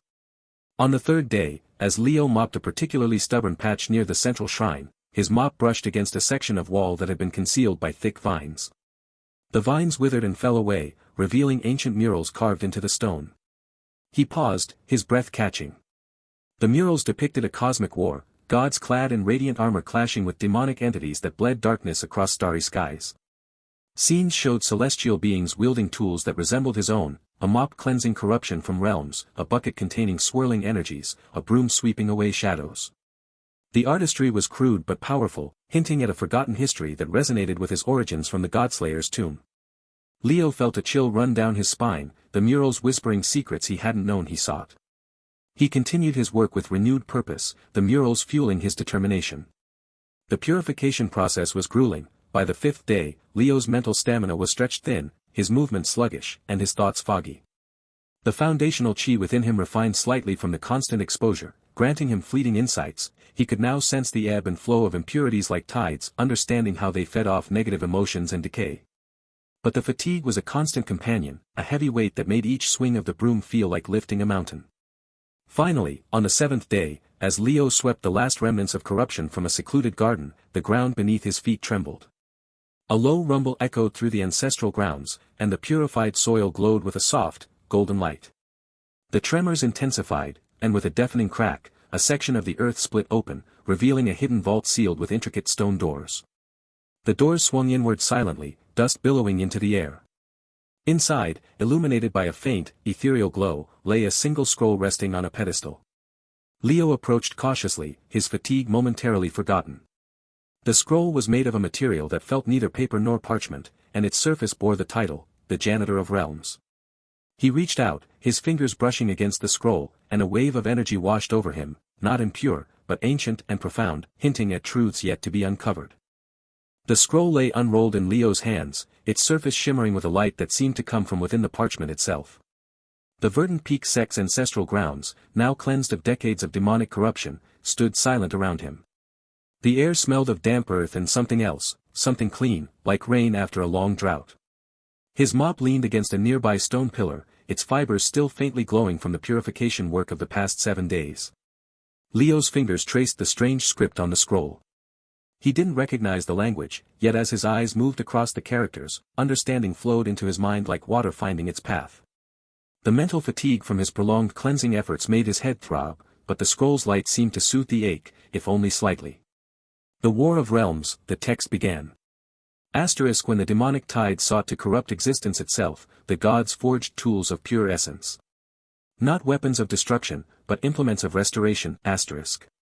Images formed in his mind as he read, not mere illustrations on parchment, but living memories that unfolded behind his eyes. He saw cosmic battles fought not with swords or energy blasts, but with concepts. Entire realms blackened by demonic corruption, their fundamental energies twisted into malignant forms. And then, figures wielding tools that looked startlingly familiar. A god with a mop that left trails of starlight in its wake, cleansing corrupted nebulas. Another with a bucket that could contain oceans of tainted essence. A third with a broom that swept away miasmas that choked entire dimensions. These were the Janitors of Realms, the scroll explained. Their purpose was not conquest, but maintenance. Not domination, but purification. They maintained the balance between creation and corruption, ensuring that existence could continue to function. Leo's breath caught. The mop in his hands, the same one he'd used to clean floors in the Godslayer's tomb, wasn't just some divine artifact. It was part of a system. A purpose. The last janitor fell during the final battle against the demon lord, the text continued. His tools were scattered across dimensions, waiting for one who could wield them without ambition. One who understood that true power lies not in accumulation, but in removal. In cleaning away what should not be. A memory surfaced, not from the scroll, but from his own past. The day he'd first been assigned to clean the Godslayer's tomb. The head janitor's words, "Don't try to understand the stains, Leo. Just clean them. Some things exist to be removed." He'd thought it was just a metaphor for difficult cleaning jobs. Now he understood. The scroll's light intensified, wrapping around his hands. A warmth spread up his arms, different from the fatigue that weighed on his mind. This warmth felt foundational, like something settling into place that had always been meant to be there. His foundational chi, the pure, untouched energy at his core, stirred. Not with the violent surge of cultivation breakthroughs he'd witnessed in Murim warriors, but with a gentle refinement. Like sediment settling in clear water. The slight clarity he'd gained from previous purifications deepened, becoming more structured. Patterns emerged in his understanding of chi corruption, not just how it looked or felt, but how it functioned. How demonic energy insinuated itself into clean systems, how it replicated, how it fed on itself to grow stronger. And with that understanding came a minor enhancement. Not flashy power or explosive strength. Just endurance. The mental fatigue that had been a constant companion since his first large-scale purification in Azure Dragon City eased slightly. Not gone, he could still feel the weight of sustained tool use, but manageable. As if his mind had learned how to bear the burden more efficiently. The tools choose their wielder, the scroll's final passage read. Asterisk not by strength or lineage, but by nature. One who cleans without thought of reward. One who sees impurity not as power to be harvested, but as disorder to be corrected. You were always meant for this, Leo of the Godslayer's tomb. Not an accident of dimensional travel. A homecoming, asterisk. The scroll's light faded, the parchment turning to ordinary vellum in his hands. But the knowledge remained, solid and undeniable. Leo sat back on his heels, the purified earth cool beneath him. He looked at his mop, really looked at it. The worn wooden handle he'd gripped for years. The fibers that had scrubbed floors in a tomb that held dead gods. It had never occurred to him to question why the mop never wore out, why the bucket never rusted, why the broom's bristles never frayed. They were just, good tools. Good tools for a specific job, he murmured to himself. As the thought settled, his refined foundational chi pulsed once, softly. And the world shifted. Not physically. The stone pillars of the verdant peak ancestral grounds remained where they were. The newly cleansed soil didn't move. But Leo's perception stretched, like a lens focusing on a distant point. Through the veil of reality, across mountains and rivers and cities, he saw a presence. Vast. Ancient. Hungry. It sat on a throne of blackened bone in a fortress carved from a mountain's heart, surrounded by swirling vortices of corrupted chi so dense they warped the light around them. The Demon Lord. Not an image or a symbol, but the actual entity, perceived across impossible distance through the connection forged by his tools and his newly understood purpose. For a heartbeat that stretched into eternity, Leo felt the Demon Lord's attention turn toward him. Not with recognition, not yet, but with the vague irritation of a sleeper disturbed by a distant sound. A cosmic predator sensing something, clean, in its territory. Then the vision shattered. Leo gasped, stumbling to his feet. The mental fatigue returned in a wave, worse than before. Using his tools drained him, but this passive revelation, this cosmic glimpse, had cost something deeper. His hands trembled as he carefully rolled up the scroll, tucking it into his belt. He needed to leave. The Verdant Peak sect had offered him shelter after the cleansing, but now every instinct screamed that staying in one place was dangerous. Not just for him, but for anyone near him. As he gathered his tools, the sound of hurried footsteps echoed through the stone archway leading to the ancestral grounds. Elder Lin appeared, his orthodox robes disheveled, face pale with more than just the morning chill. Behind him came Sister May, her expression grim, a new character Leo hadn't met before, a young Verdant Peak disciple with scout's leathers and mud-spattered boots. Leo, Elder Lin said, his voice tight. Scouts have returned from the western passes. The young disciple stepped forward, bowing hastily. Disciple Kong, of the Verdant Peak Border Patrol. The Blood Serpent sect, they're massing. Hundreds of cultivators, maybe more.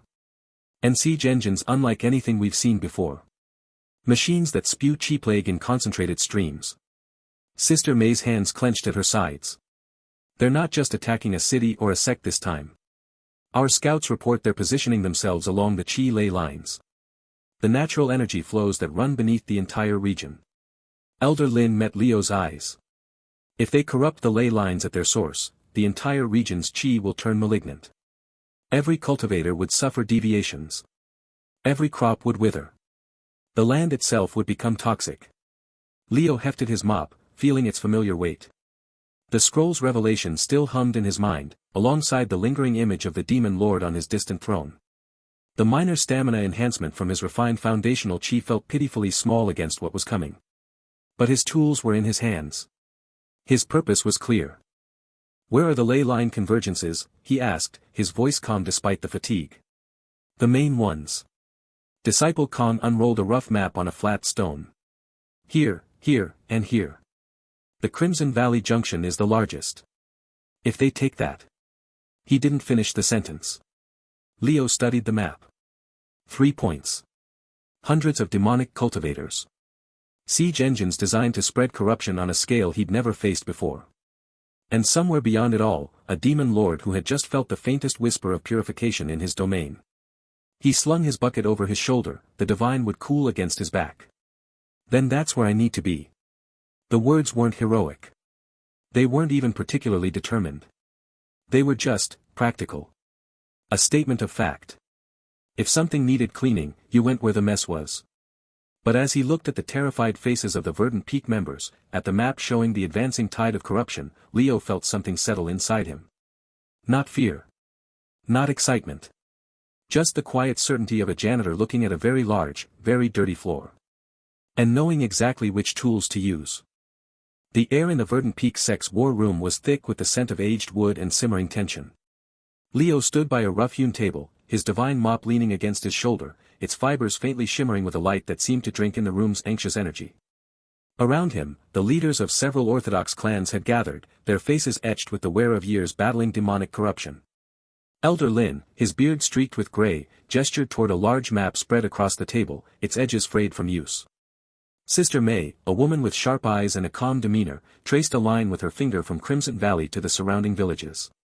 The Blood Serpent sect moves with purpose, Sister May said, her voice steady but laced with urgency. Our scouts report hundreds of troops, accompanied by siege engines that spew chi plague. They aim to corrupt the ley lines at Crimson Valley, poisoning the land for generations. Leo listened, his mind still heavy with the mental fatigue from days of purification.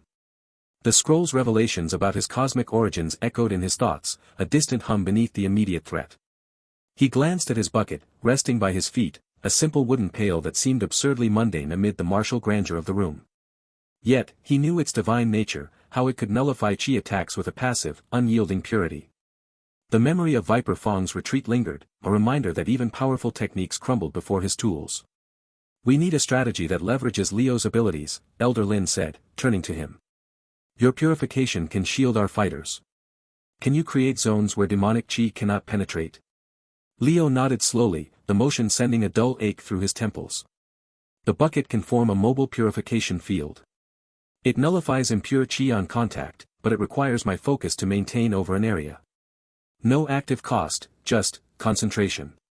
He picked up the bucket, its weight familiar and comforting. As he held it, a subtle clarity washed over him, his refined foundational chi, honed from recent battles, allowed him to sense the corruption patterns in the room, like faint whispers of malice in the air. The planning session stretched into hours, with Leo demonstrating how the bucket's effect worked. He placed it in the center of the room, and a gentle, invisible wave emanated from it, purifying the residual anxiety-tinged chi that clung to the martial artists. Sister May's eyes widened as she felt a sudden calmness, her own cultivation stabilizing. This could turn the tide, she murmured. We'll station squads at key points, the valley's eastern ridge, the river crossing, and the ancient stone circle. Leo, you'll move between them, using the bucket to create safe zones for our forces. As dusk settled, the alliance mobilized. Leo walked alongside a group of Verdant Peak disciples, led by Disciple Kong, a young scout whose eager energy contrasted with Leo's weary resolve. The path to Crimson Valley wound through dense forests, the trees casting long shadows that seemed to writhe with unseen corruption. Leo carried his bucket in one hand, his mop slung over his shoulder, while his broom was tucked into his belt. Each step felt heavier, the mental fatigue from sustained tool use gnawing at his focus, but his foundational chi hummed with a refined strength, granting him minor stamina to push through. They reached the eastern ridge as night fell, the sky a canvas of deepening blues and the first hints of stars.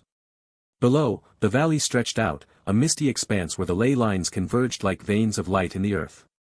Suddenly, a chorus of hisses erupted from the shadows, demonic ambushers, clad in dark robes, unleashed waves of corrupted chi that twisted the air into poisonous tendrils. The orthodox fighters tensed, their own chi flaring in defense. Leo acted without hesitation. He set the bucket down, its divine presence activating a passive purification zone that spread in a 10-foot radius. The impure chi attacks dissipated upon contact, nullified into harmless mist. The demonic ambushers recoiled, their techniques rendered useless. Leo focused, his mind straining to maintain the zone's stability as he coordinated with the allies. Stay within the circle, he called out, his voice calm despite the effort.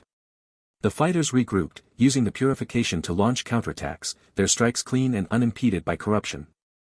One ambusher, a snarling figure with eyes glowing red, lunged directly at Leo, brandishing a blade infused with cursed chi. Leo swept his mop in a casual arc, the fibers brushed against the blade, and the impure energy shattered like glass, leaving the attacker stumbling in confusion. With a follow-up swing, Leo knocked him aside, the motion effortless but draining another sliver of his mental reserves.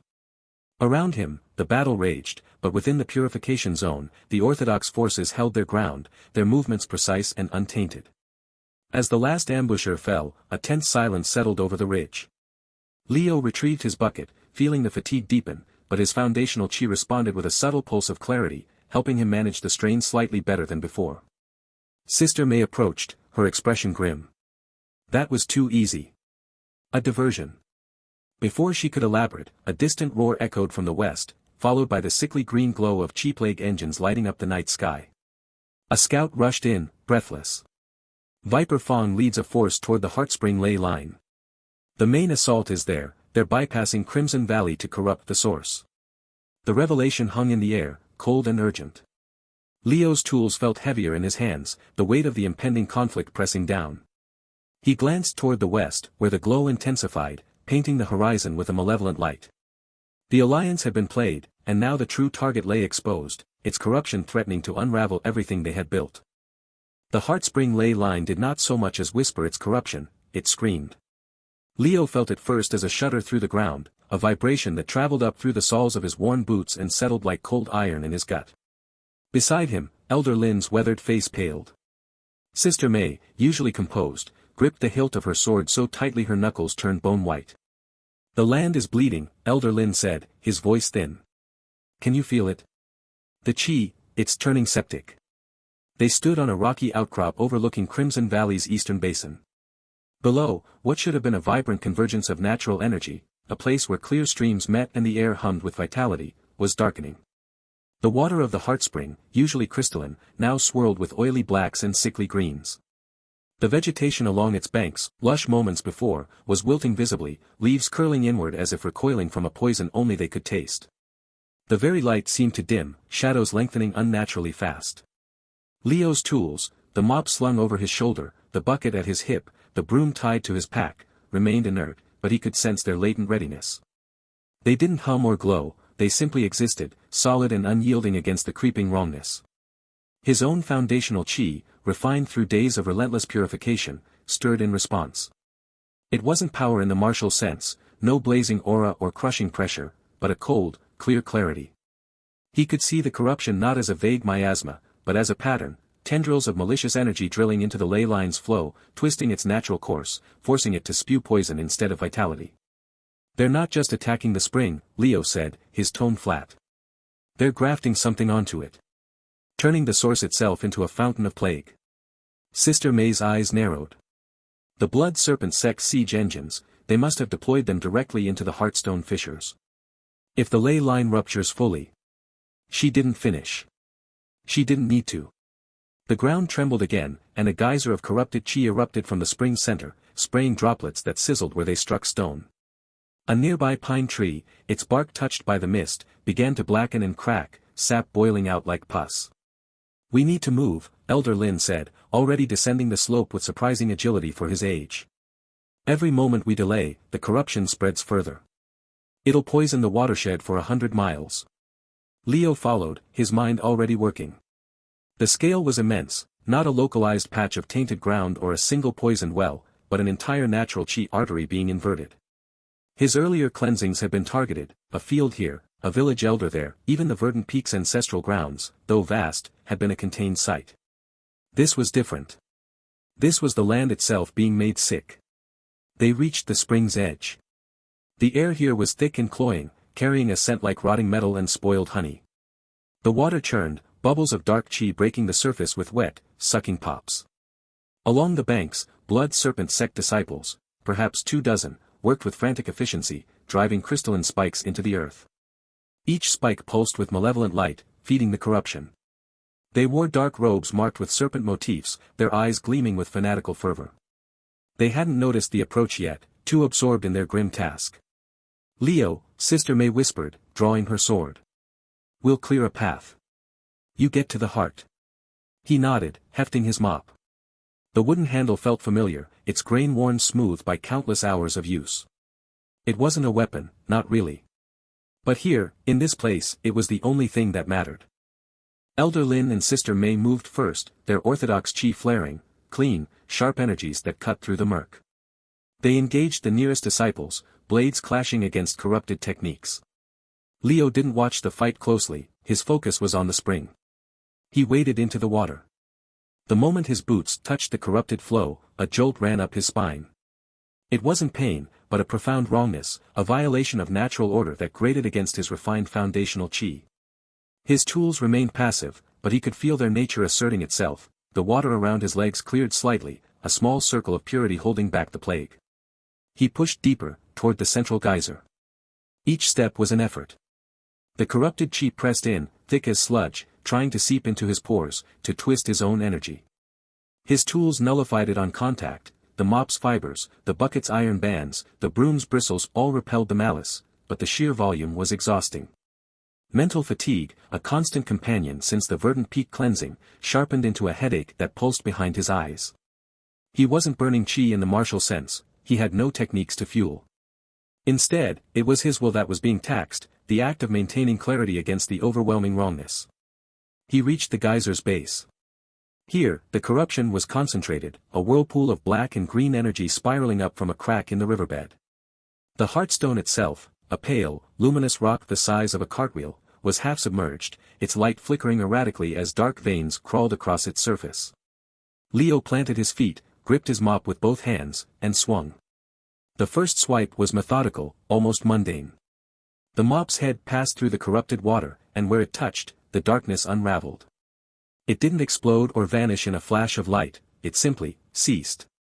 The oily swirls dissipated, the green tinge faded, and for a moment, clear water bubbled up from the crack. But the relief was fleeting. The surrounding corruption rushed in to fill the void, like ink bleeding back into cleansed parchment. He swung again. And again. Each motion was a repetition of his old routine, back and forth, side to side, but here, in the heart of a dying ley line, it felt monumental. With every swipe, a patch of the spring purified. The water around his knees began to clear, expanding outward in a slow, stubborn circle. But the scale was against him. The spring was large, and the corruption was being constantly replenished from deep within the earth, fed by those crystalline spikes. Sweat beaded on his forehead, not from physical exertion, but from mental strain. His headache intensified, a tight band around his skull. His foundational chi, that refined core of clarity, churned within him, responding to the purification. It wasn't growing stronger in a dramatic way, no sudden breakthroughs or soaring auras, but it was becoming more efficient, learning the patterns of this specific corruption, adapting to the ley line's flow. He could see the infection points now, not just the surface swirls, but the deep-rooted tendrils where the spikes had pierced the heartstone. Purifying the water was like mopping up a spill while the tap was still running. He needed to shut off the source. He adjusted his approach. Instead of broad, sweeping motions, he began targeting the dark veins on the heartstone itself. The mop's fibers brushed against the rock, and where they made contact, the veins retracted, hissing like wet ropes thrown on a fire. The heartstone's light steadied, brightening incrementally. But with each successful purification, the backlash from the surrounding corruption grew stronger.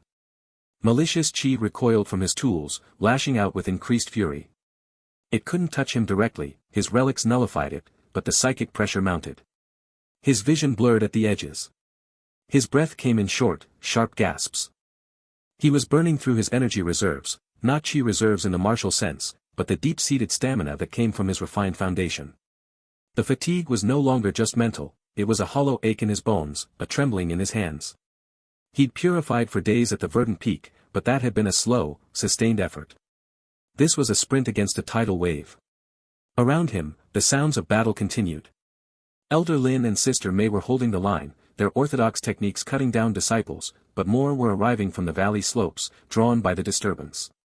Arrows tipped with corrupted chi streaked through the air, shattering against the purified zone Leo maintained.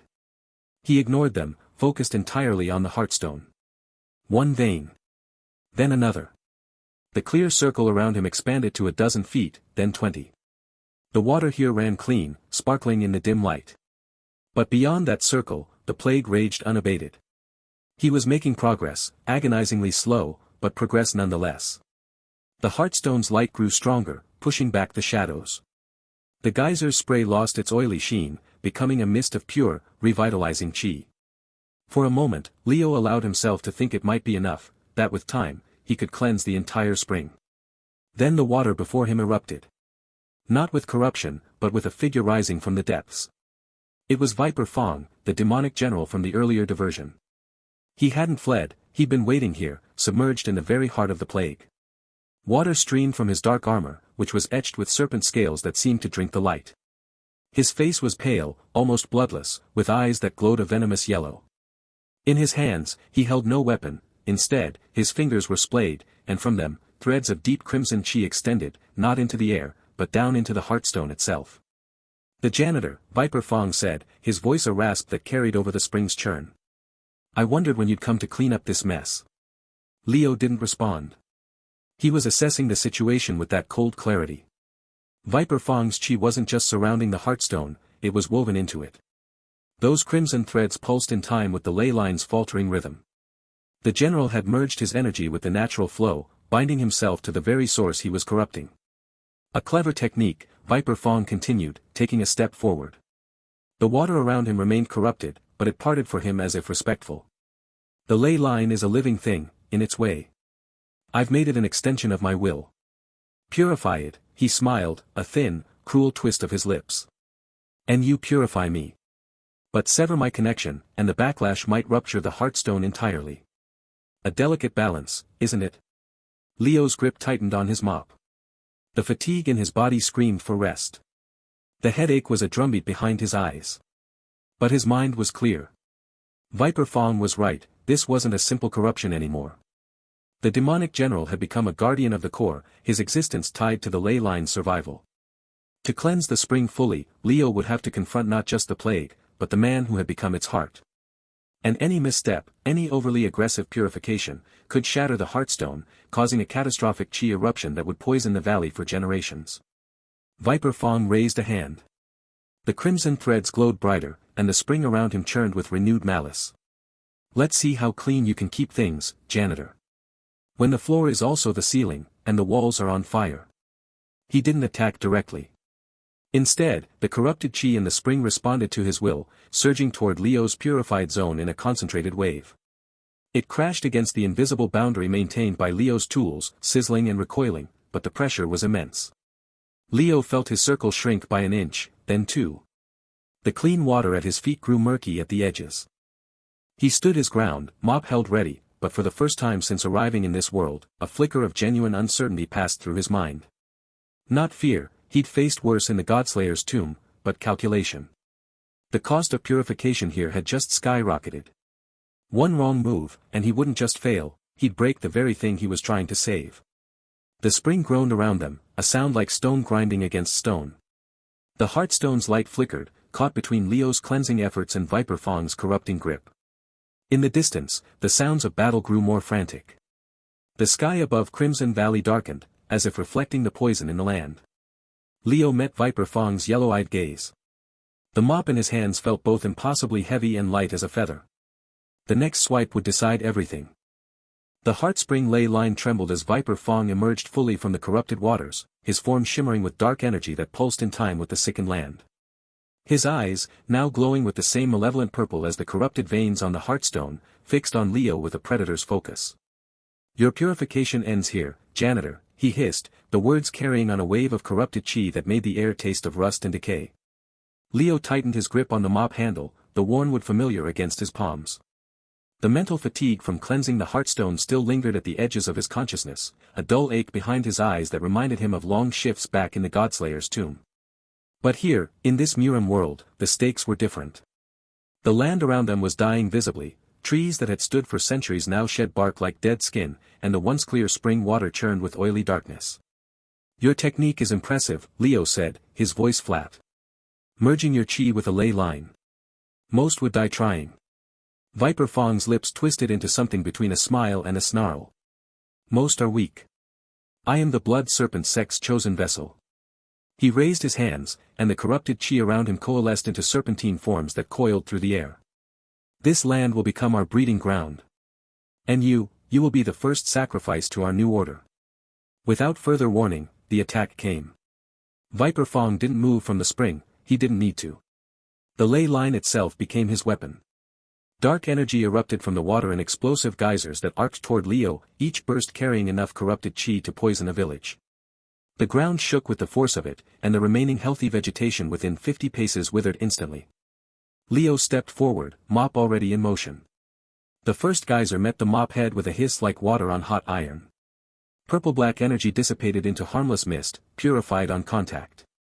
But Leo felt the strain immediately, his arms trembled with the impact, and the mental fatigue sharpened into a spike of pain. This wasn't like cleaning up scattered corruption or nullifying ambushes. Viper Fong's merged chi had weight, presence, a will behind it that resisted purification. One swipe isn't enough. Leo muttered to himself, already moving as another 3 geysers erupted around him. He danced through the attacks, mop whirling in practiced arcs. Each contact purified the energy, but each purification demanded more from him. Sweat beaded on his forehead despite the chill of the dying land. His foundational chi, refined through countless cleansings, hummed within him, a steady, pure current against the torrent of corruption. But even that refinement had limits, and he could feel his stamina draining with every defensive swing. Viper Fong watched from the spring, his expression shifting from triumph to frustration as attack after attack dissolved into nothing. How? He demanded. That's a mop. A cleaning tool. It cleans, Leo said simply, deflecting another burst that would have turned the ground to poison sludge. But he was tiring. The realization settled in his gut like cold stone. The Heartstone cleansing had already depleted him, and Viper Fong's merged attacks were relentless. He couldn't keep this up indefinitely. Eventually, his focus would slip, his movements would slow, and one of those corrupted bursts would get through. As if reading his thoughts, Viper Fong changed tactics. Instead of explosive geysers, the corrupted chi began flowing in continuous streams from multiple points in the spring, weaving together into a net that sought to envelop Leo. The energy didn't just attack, it sought to fuse with anything it touched, to spread its corruption like a living plague. Leo's mop became a blur of motion, purifying swathes of the net as it closed in. But for every section he cleansed, 2 more formed. The strain was becoming unbearable, his breathing grew ragged, and the ache in his head threatened to split his skull. He needed a different approach. His eyes fell on the broom leaning against a nearby rock where he'd left it during the Heartstone cleansing. The divine broom, tool for dispersion, for sweeping away what shouldn't be there. With a final powerful swipe that cleared a temporary opening in the net, Leo lunged for the broom.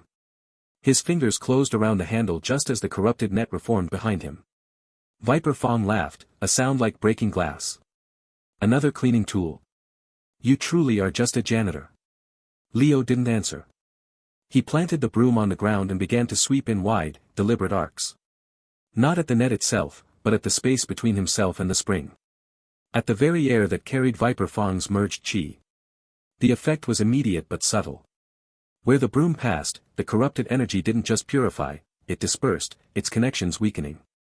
The net of chi lost cohesion, strands unraveling before they could fully form. Viper Fong's laughter died in his throat. What are you doing? He demanded, his voice tight with sudden uncertainty. Creating space, Leo said between sweeps. Each motion of the broom required focus, but less direct strain than the mop's purification.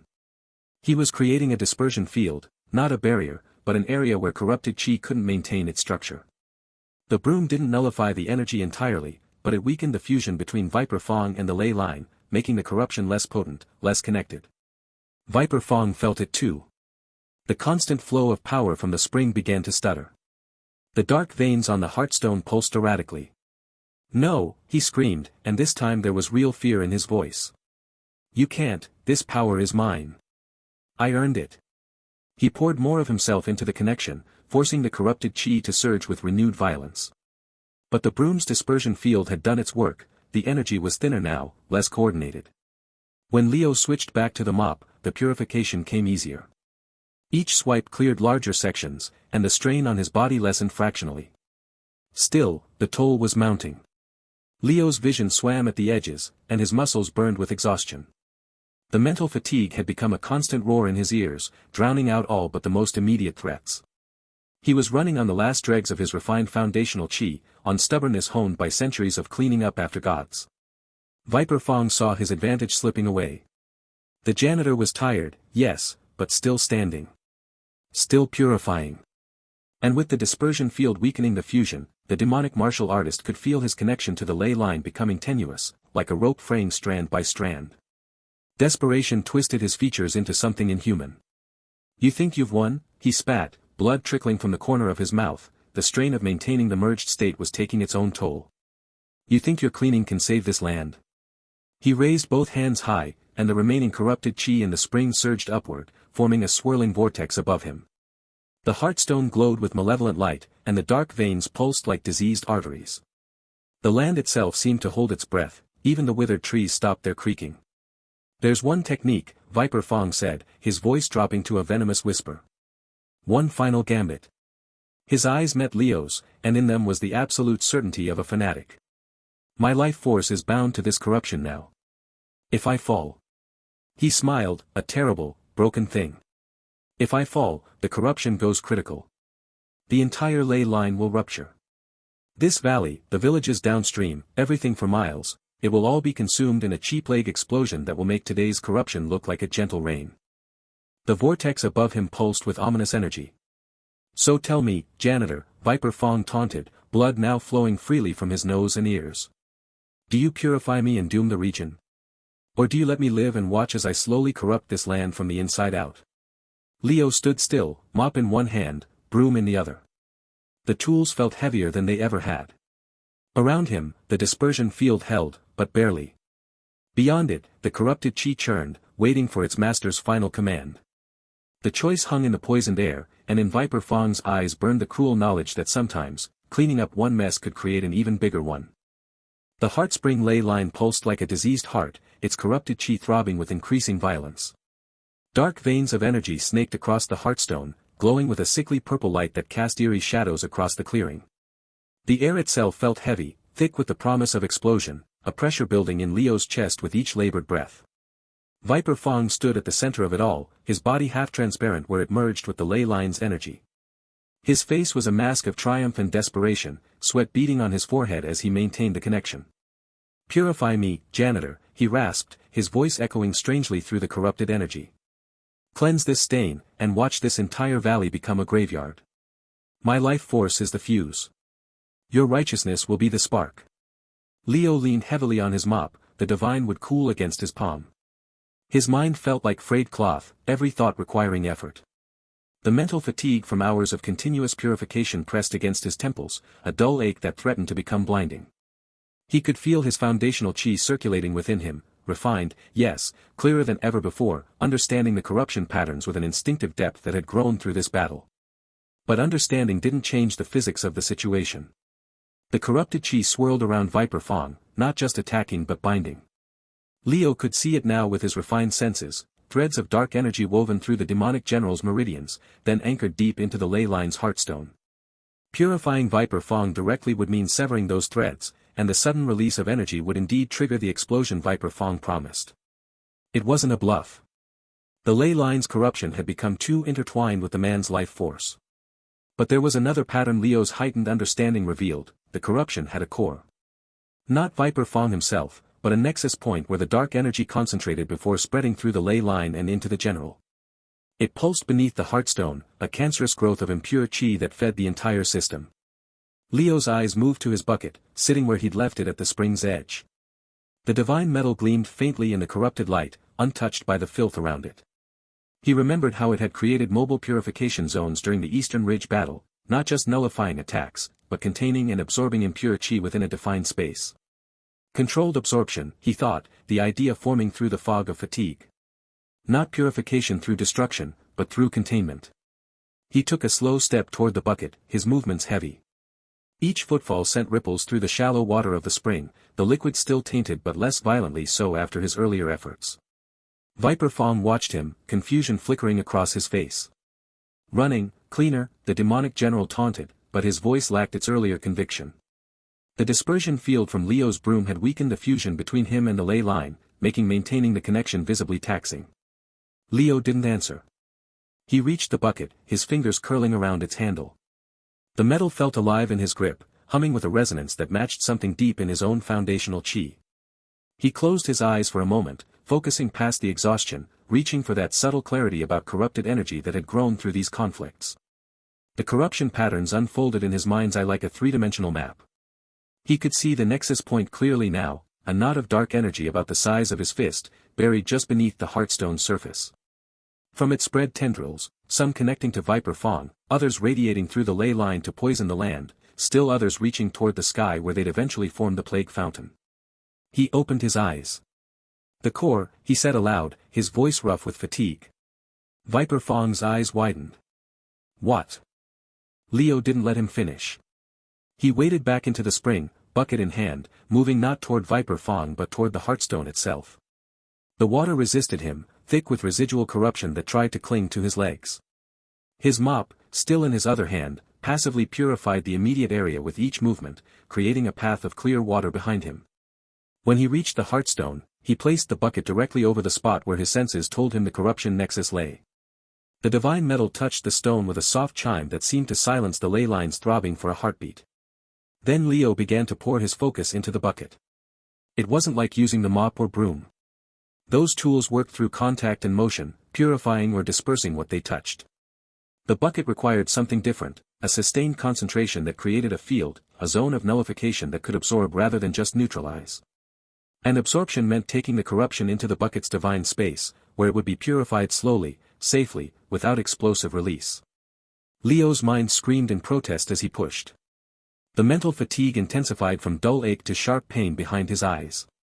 He felt his consciousness narrowing to a single point, the bucket, the nexus, the connection between them. Sweat dripped down his face, mixing with the spring water. His hands trembled on the bucket's handle. For a long moment, nothing happened. Then a faint glow began to emanate from where the bucket met the stone. Not the violent purple of corruption, but a soft, steady white light that spread in slow concentric circles. The dark veins on the heartstone nearest the bucket began to fade, their sickly glow diminishing as the purified energy was drawn into the divine container. Viper Fong gasped. Leo could feel it too, the connection between the general and the ley line weakening as the corruption nexus lost its hold. But slowly. So slowly. The controlled absorption was preventing the explosive backlash, but it was also draining Leo at an alarming rate. Minutes passed like hours. Leo's world narrowed to the bucket, the stone, and the relentless drain on his mental reserves. He could feel his foundational chi circulating faster, trying to compensate, granting him that slightly improved stamina management he'd developed. But it wasn't enough. The scale was too vast, the corruption too deep. His vision began to blur at the edges. The white glow from the bucket seemed to pulse in time with his heartbeat, which felt too fast, too shallow. He was running out. The mental focus required to maintain the absorption field was burning through what little energy he had left. Then he remembered something else, the mobile purification zones he'd created during the Eastern Ridge battle. They'd required focus but no health cost. This was different, more intense, but the principle was similar. Instead of trying to power the absorption with sheer will, he needed to let the bucket do what it was designed to do. He took a shuddering breath and relaxed his death grip on the handle. Not abandoning the effort, but changing its nature. He stopped pushing energy into the bucket and instead focused on creating the conditions for the absorption to happen naturally, a zone of nullification that would draw the corruption in like water finding its level. The shift was immediate. The pain behind his eyes lessened from sharp to manageable. The bucket's glow brightened, and the rate of absorption increased. Dark veins faded more quickly now, their energy siphoned into the divine container where it swirled harmlessly before being purified. Viper Fong cried out as another thread of connection snapped. He was visibly weakening, his half-transparent form becoming more solid, more separate from the ley line. The desperation in his eyes turned to panic. "Stop," he shouted, but his voice was weaker now, less commanding. "You don't understand what you're doing." Leo didn't stop. He couldn't afford to. The ley line was stabilizing, the throbbing violence of its corruption giving way to a calmer, though still tainted, flow. The threat of explosion was receding with each dark vein that faded. But the cost was still immense. Even with the more efficient technique, Leo felt himself approaching his limit. His thoughts grew sluggish. The world beyond the bucket and stone seemed distant, unimportant. All that mattered was maintaining the absorption field, keeping it stable, letting it do its work. He lost track of time. Could have been minutes, could have been an hour. The white glow from the bucket spread until it covered the entire heartstone. The last of the dark veins faded. The corruption nexus was gone, absorbed completely into the divine container, where it now swirled as harmless, purified energy. The ley line gave one final, gentle pulse, clean this time, just water and earth energy, no poison, no malice, and then settled into a steady, healthy flow. Leo pulled the bucket away from the stone. His arms felt like lead weights. He nearly dropped it into the spring, catching it at the last moment with a clumsy fumble that sent water splashing. He staggered back, his legs threatening to buckle. Viper Fong had collapsed onto the heartstone, fully solid now, completely separated from the ley line. He lay gasping, his demonic techniques unraveling without the corrupted energy to sustain them. He looked smaller somehow, diminished, just a man in dark robes rather than a merged terror.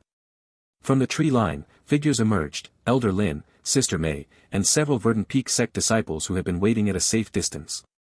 They approached cautiously, weapons drawn, but their eyes were on the now clear spring water, the healthy glow of the heartstone, the bucket in Leo's hands that still emitted a soft white light. "Secure him," Elder Lin said quietly, and two disciples moved forward to bind Viper Fong's hands with chi-suppressing cords. The demonic general didn't resist. He just stared at Leo, his expression unreadable. "You absorbed it," he whispered. "Controlled absorption. Not even the demon lord's generals can do that." Leo didn't answer. He was too tired. He waded out of the spring, each step an effort, and sank onto a dry patch of grass at the water's edge. He set the bucket beside him, then leaned his head back against a tree, closing his eyes. The mental fatigue was a physical weight now, pressing him down, making even breathing feel like work. He could hear the Verdant Peak sect members talking in hushed tones, could feel the ley line's healthy energy flowing through the land again, could sense the absence of the corruption that had threatened to explode. He'd done it. Stabilized the line without triggering the backlash. Captured Viper Fong. Saved the region. But as he sat there, exhausted, victorious, something else reached him. Not through his ears, but through the newly purified ley line itself. A voice, ancient and cold, echoing up from deep within the earth, carried on currents of energy that should have been clean but now carried a faint, distant taint. "You've cleaned a stain, Janitor." The voice was everywhere and nowhere, vibrating in Leo's bones, in the air, in the water of the spring. It held no anger, no urgency, just a cold, factual statement. "But my domain is vast." Leo's eyes snapped open. He looked around, but no one else seemed to hear it. Elder Lin was checking Viper Fong's bonds. Sister May was examining the heartstone. The disciples were keeping watch. Only Leo heard the final words, whispered directly into his consciousness as the connection faded, "We will meet." Then it was gone. The ley line flowed pure again. The spring water was clear. The heartstone glowed with healthy energy. But the words hung in Leo's mind, cold and certain. He looked down at his bucket, at the purified energy swirling within it, energy that had nearly destroyed a valley. He looked at his mop and broom, leaning against the tree beside him. Divine relics. Tools for cleaning stains. And somewhere out there, in a domain vast beyond his understanding, was the source of all those stains. Waiting. The air hung heavy with the scent of decay and malice as Leo stood before the Blood Serpent Sect stronghold, a fortress carved from blackened stone that seemed to pulse with corrupted chi. Behind him, the allies from the Verdant Peak sect, Elder Lin, Sister May, and Disciple Kong, gathered, their faces grim but resolute. The Heartspring ley line had been secured, but the threat lingered here, in this bastion of darkness where the ground itself oozed with impurities. Leo adjusted his grip on the divine mop, its handle cool and steady in his hands, while the bucket and broom hung from his belt, their presence a quiet reassurance. He felt the exhaustion from the ley line battle like a weight in his bones, his mental fatigue a dull ache behind his eyes, but there was no time to rest. The region needed cleansing, and this stronghold was the source of the plague. Elder Lin stepped forward, his orthodox chi flaring with determination. "Leo, the scouts report hundreds of demonic martial artists inside, along with chi plague siege engines. They're preparing a final assault on Crimson Valley. We must strike now, before they unleash their full corruption." Sister May nodded, her eyes scanning the fortress walls. "The ground is saturated with malice, every step will be a challenge.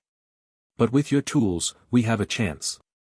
Leo merely grunted, his deadpan expression masking the weariness that threatened to overwhelm him. He didn't speak of heroes or glory, he saw a mess that needed cleaning, and his job was to sweep it away. They advanced toward the main gate, a massive structure of twisted metal and dark wood that seemed to repel the very light. As they approached, demonic sentries emerged from the shadows, their forms wreathed in corrupted chi that crackled like black lightning. One of them, a hulking martial artist with serpentine tattoos, unleashed a cursed technique, a wave of venomous energy that hissed through the air, aimed at Leo's chest. Without hesitation, Leo raised his mop. The divine relic met the attack, and the corrupted chi dissolved upon contact, vanishing into nothingness with a faint, cleansing hum.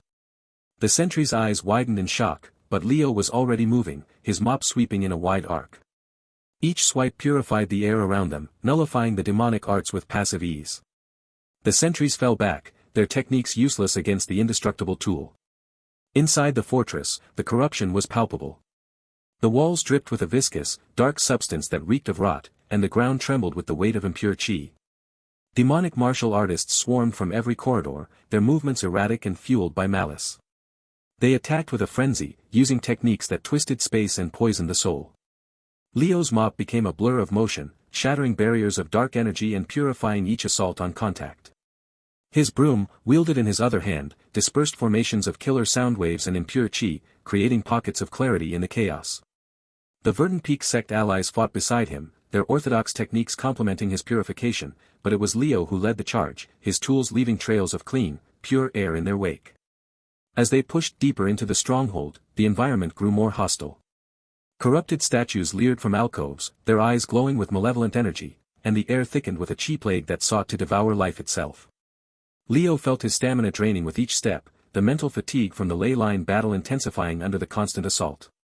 Yet, his foundational chi responded, refining subtly through the conflict, granting him a deeper understanding of the corruption patterns that wove through the fortress. He noticed how the impurities clustered around ley line fractures, and with controlled movements, he used his mop to target these weak points, cleansing them one by one. The effort was grueling, sweat beading on his brow, but he pressed on, driven by the simple need to finish the job. At the heart of the stronghold, they reached a vast chamber where the sect master awaited. The man was a figure of nightmare, clad in robes of blood-red silk, his face hidden behind a mask of bone. Around him, the air shimmered with a dome of concentrated chi plague, a swirling mass of darkness that pulsed with lethal intent. "So, the janitor arrives," the sect master hissed, his voice echoing with corruption. "You have purged our outposts, but this is our sanctum. Here, my ultimate technique will consume you and your allies." He raised his hands, and the dome expanded, threatening to engulf the chamber in a wave of pure malice. Leo paused, his tools at the ready. He felt the weight of the moment, the exhaustion, the stakes, the sheer scale of the corruption. But in his mind, it was just another dirty room to clean. He glanced at Elder Lin and Sister May, who stood ready to support him, then focused on the dome. With a deep breath, he activated all three divine relics in unison. The mop swept forward, purifying the edges of the dome, the broom dispersed the swirling formations within, and the bucket created a massive purification zone that absorbed the impure chi at its core. The effort was immense, pushing Leo to his absolute limits. His vision blurred with fatigue, and his muscles screamed in protest, but he held firm, channeling every ounce of his refined foundational chi into the task. A wave of cleansing energy erupted from the tools, washing over the dome and the entire stronghold. The corrupted chi shattered like glass, dissolving into nothingness with a sound like a sigh of relief. The sect master let out a final, choked cry as his technique was nullified, his form collapsing into a heap of purified dust. Around them, the fortress began to crumble, the ground losing its malevolent hold as the purification took effect. Leo staggered, his tools slipping from his hands as he fell to one knee, utterly drained. The victory was his, but the cost was clear. He had pushed himself beyond breaking point, his mental and physical reserves spent. In the aftermath, the Verdant Peak sect allies gathered around him, their expressions a mix of awe and gratitude. Elder Lin helped Leo to his feet, while Sister May secured the area. "You have saved the region, Leo," Elder Lin said, his voice filled with reverence. "The Blood Serpent sect is no more. The people will hail you as a hero." Leo shook his head weakly, his deadpan demeanor intact even in exhaustion. "Just doing my job," he muttered, his eyes scanning the now cleansed chamber. The air felt lighter, the corruption gone, but a distant unease prickled at his senses. As he rested against a purified wall, catching his breath, Leo closed his eyes. The fatigue was overwhelming, a deep, bone-weary tiredness that promised days of recovery. But beneath it, he felt something else, a presence, vast and ancient, watching from afar. It wasn't a physical sensation, but a ripple in the very fabric of chi, a whisper of malice that echoed from beyond the horizon. The demon lord, he realized, had been observing. This victory was but a minor setback in a larger war, and now, the true forces were beginning to mobilize. Leo opened his eyes, staring into the distance where the sky met the mountains, and knew that his cleaning duties were far from over.